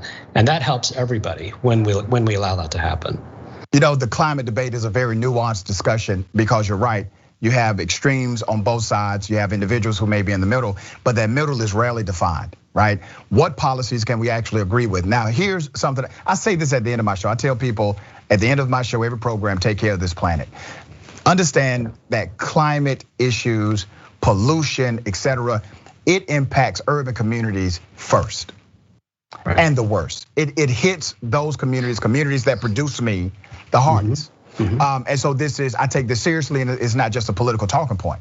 So the question is, how? Man, I'm still trying to get to the methodology place, because you make a lot of sense on some issues, and then to me, you make absolutely no sense when you go to a deregulated or deregulation standpoint. You actually use the example of a country that is operating without any regulation whatsoever and in violation of international regulations. They're operating in violation of those regulations, and you see what's happening. I don't think you can get to your conclusion or the stated conclusion that you proclaimed on the show by simply saying, let's be deregulated and allow the free market to take over. So what is the nuance, brother? What is the middle of the road? Help define that part on this show. Exactly. So the answers are, first of all, you have to have lower energy prices for people who are in a tough spot. Okay. So the Green New Deal, so I'll talk about why the Green New Deal doesn't work in order to explain what does work. So the Green New Deal approach is to essentially only address this issue in the context of the United States. Totally ramp up renewable energy, and I'm all for renewable. I live on a farm. I've got 62 acres. I want to put solar on my land. I'm all for that. I just planted 1,000 trees. All good things. Wind, good, great. Hydro is excellent, but we don't have enough land to actually do 100% renewable. So we have to have clean natural gas. So there's been no technology that's done more to reduce CO2 emissions in the past 20 years than fracking. So when the left says we got to follow the science, well, if you want to follow the science, you have to look at how hydraulic fracking and the natural gas revolution made our environment cleaner, because it displaced dirty coal burning with much cleaner natural gas. So cleaner natural gas is great for lower income communities. Yeah. Another thing that would be great is to reprioritize what we do in the federal government. So we can, I'm a big fan of recycling government waste. Like, let's get rid of the junk in the federal budget that does nothing to help people, and repurpose some of that to basic research so that we can develop. Let me do this. I got 2 minutes left, brother, and I like a lot of what you're saying. Now, I've had the pleasure of reading the Green New Deal. Based on what you've said on the show and based on me reading your background, I think you actually agree with 80% of the Green New Deal. I agree. I agree with the aspirational goals, but I'll tell you very specifically what I don't like about the Green New Deal, and I'll actually read a section of it real quickly. Okay. So it says the Green New Deal, in order to do this, it requires the following goals and projects. And I'm looking at line O. It says we need to have high quality healthcare, affordable, safe, and adequate housing, economic security, clean air, water, healthy. So it addresses these other goals that have nothing to do really with a quote climate emergency. So think about the movie Armageddon. Remember the movie with Bruce Willis and Liv Tyler? Right. And so if we have an asteroid coming to Earth, what the Green New Deal does is says, okay, we're going to launch the spaceship to go at the asteroid, but first we've got to go to Jupiter. We got to do this other project called universal healthcare. Then we have to go to Mars and terraform Mars, and we've got to, have universal basic income, free college. All right, so let me push by back. the way, we got 1 minute. We'll come back, yeah. Yeah, let me push back on that. The Green New Deal is, as you say, aspirational. It is a theoretical political framework, basically, that is codified in writing. It is something that we look toward as a goal. You have actual policy dynamics inside of it, but you also have an expanded version of some of our more connected policies that we would like to see done in disenfranchised communities. I don't have a problem with that. And I think people get hung up on who supports the Green New Deal more so than looking at it policy by policy, line by line. You literally said on my show, from the energy policies that you support, you already have agreed to almost 80% of what's in it. Now, you may disagree with 30% vigorously, right? But you agree with a lot of it. I would dare argue most of it. And that's the part that the tribalism that you talked about, that's the part that doesn't get discussed. The Green New Deal has become a bad word to Republicans. How do you change that? Well, I think we need to have our own manifesto, because the Green New Deal isn't just a framework, it is a manifesto. And I give AOC enormous credit for doing that. And I would call it a socialist manifesto, progressive manifesto, whatever term you like. But on the right, we need to do a much better job of describing what does our freedom manifesto look like. If we're gonna have the spaceship go at the asteroid, what it's called economic freedom, and we need to do a better job of describing how that's gonna lift all boats, how it's gonna help people who are disenfranchised, because I'm convinced it will. Man, I'm flat out of time, brother. It has been a sensible, respectful, cordial conversation, and I appreciate that, brother. I appreciate you. Come Thank back anytime, so man. You bet. Okay. Will do, sir. All right, ladies and gentlemen, remember, take care of yourself, take care of each other, and take care of this planet. And remember, the truth is always indisputable.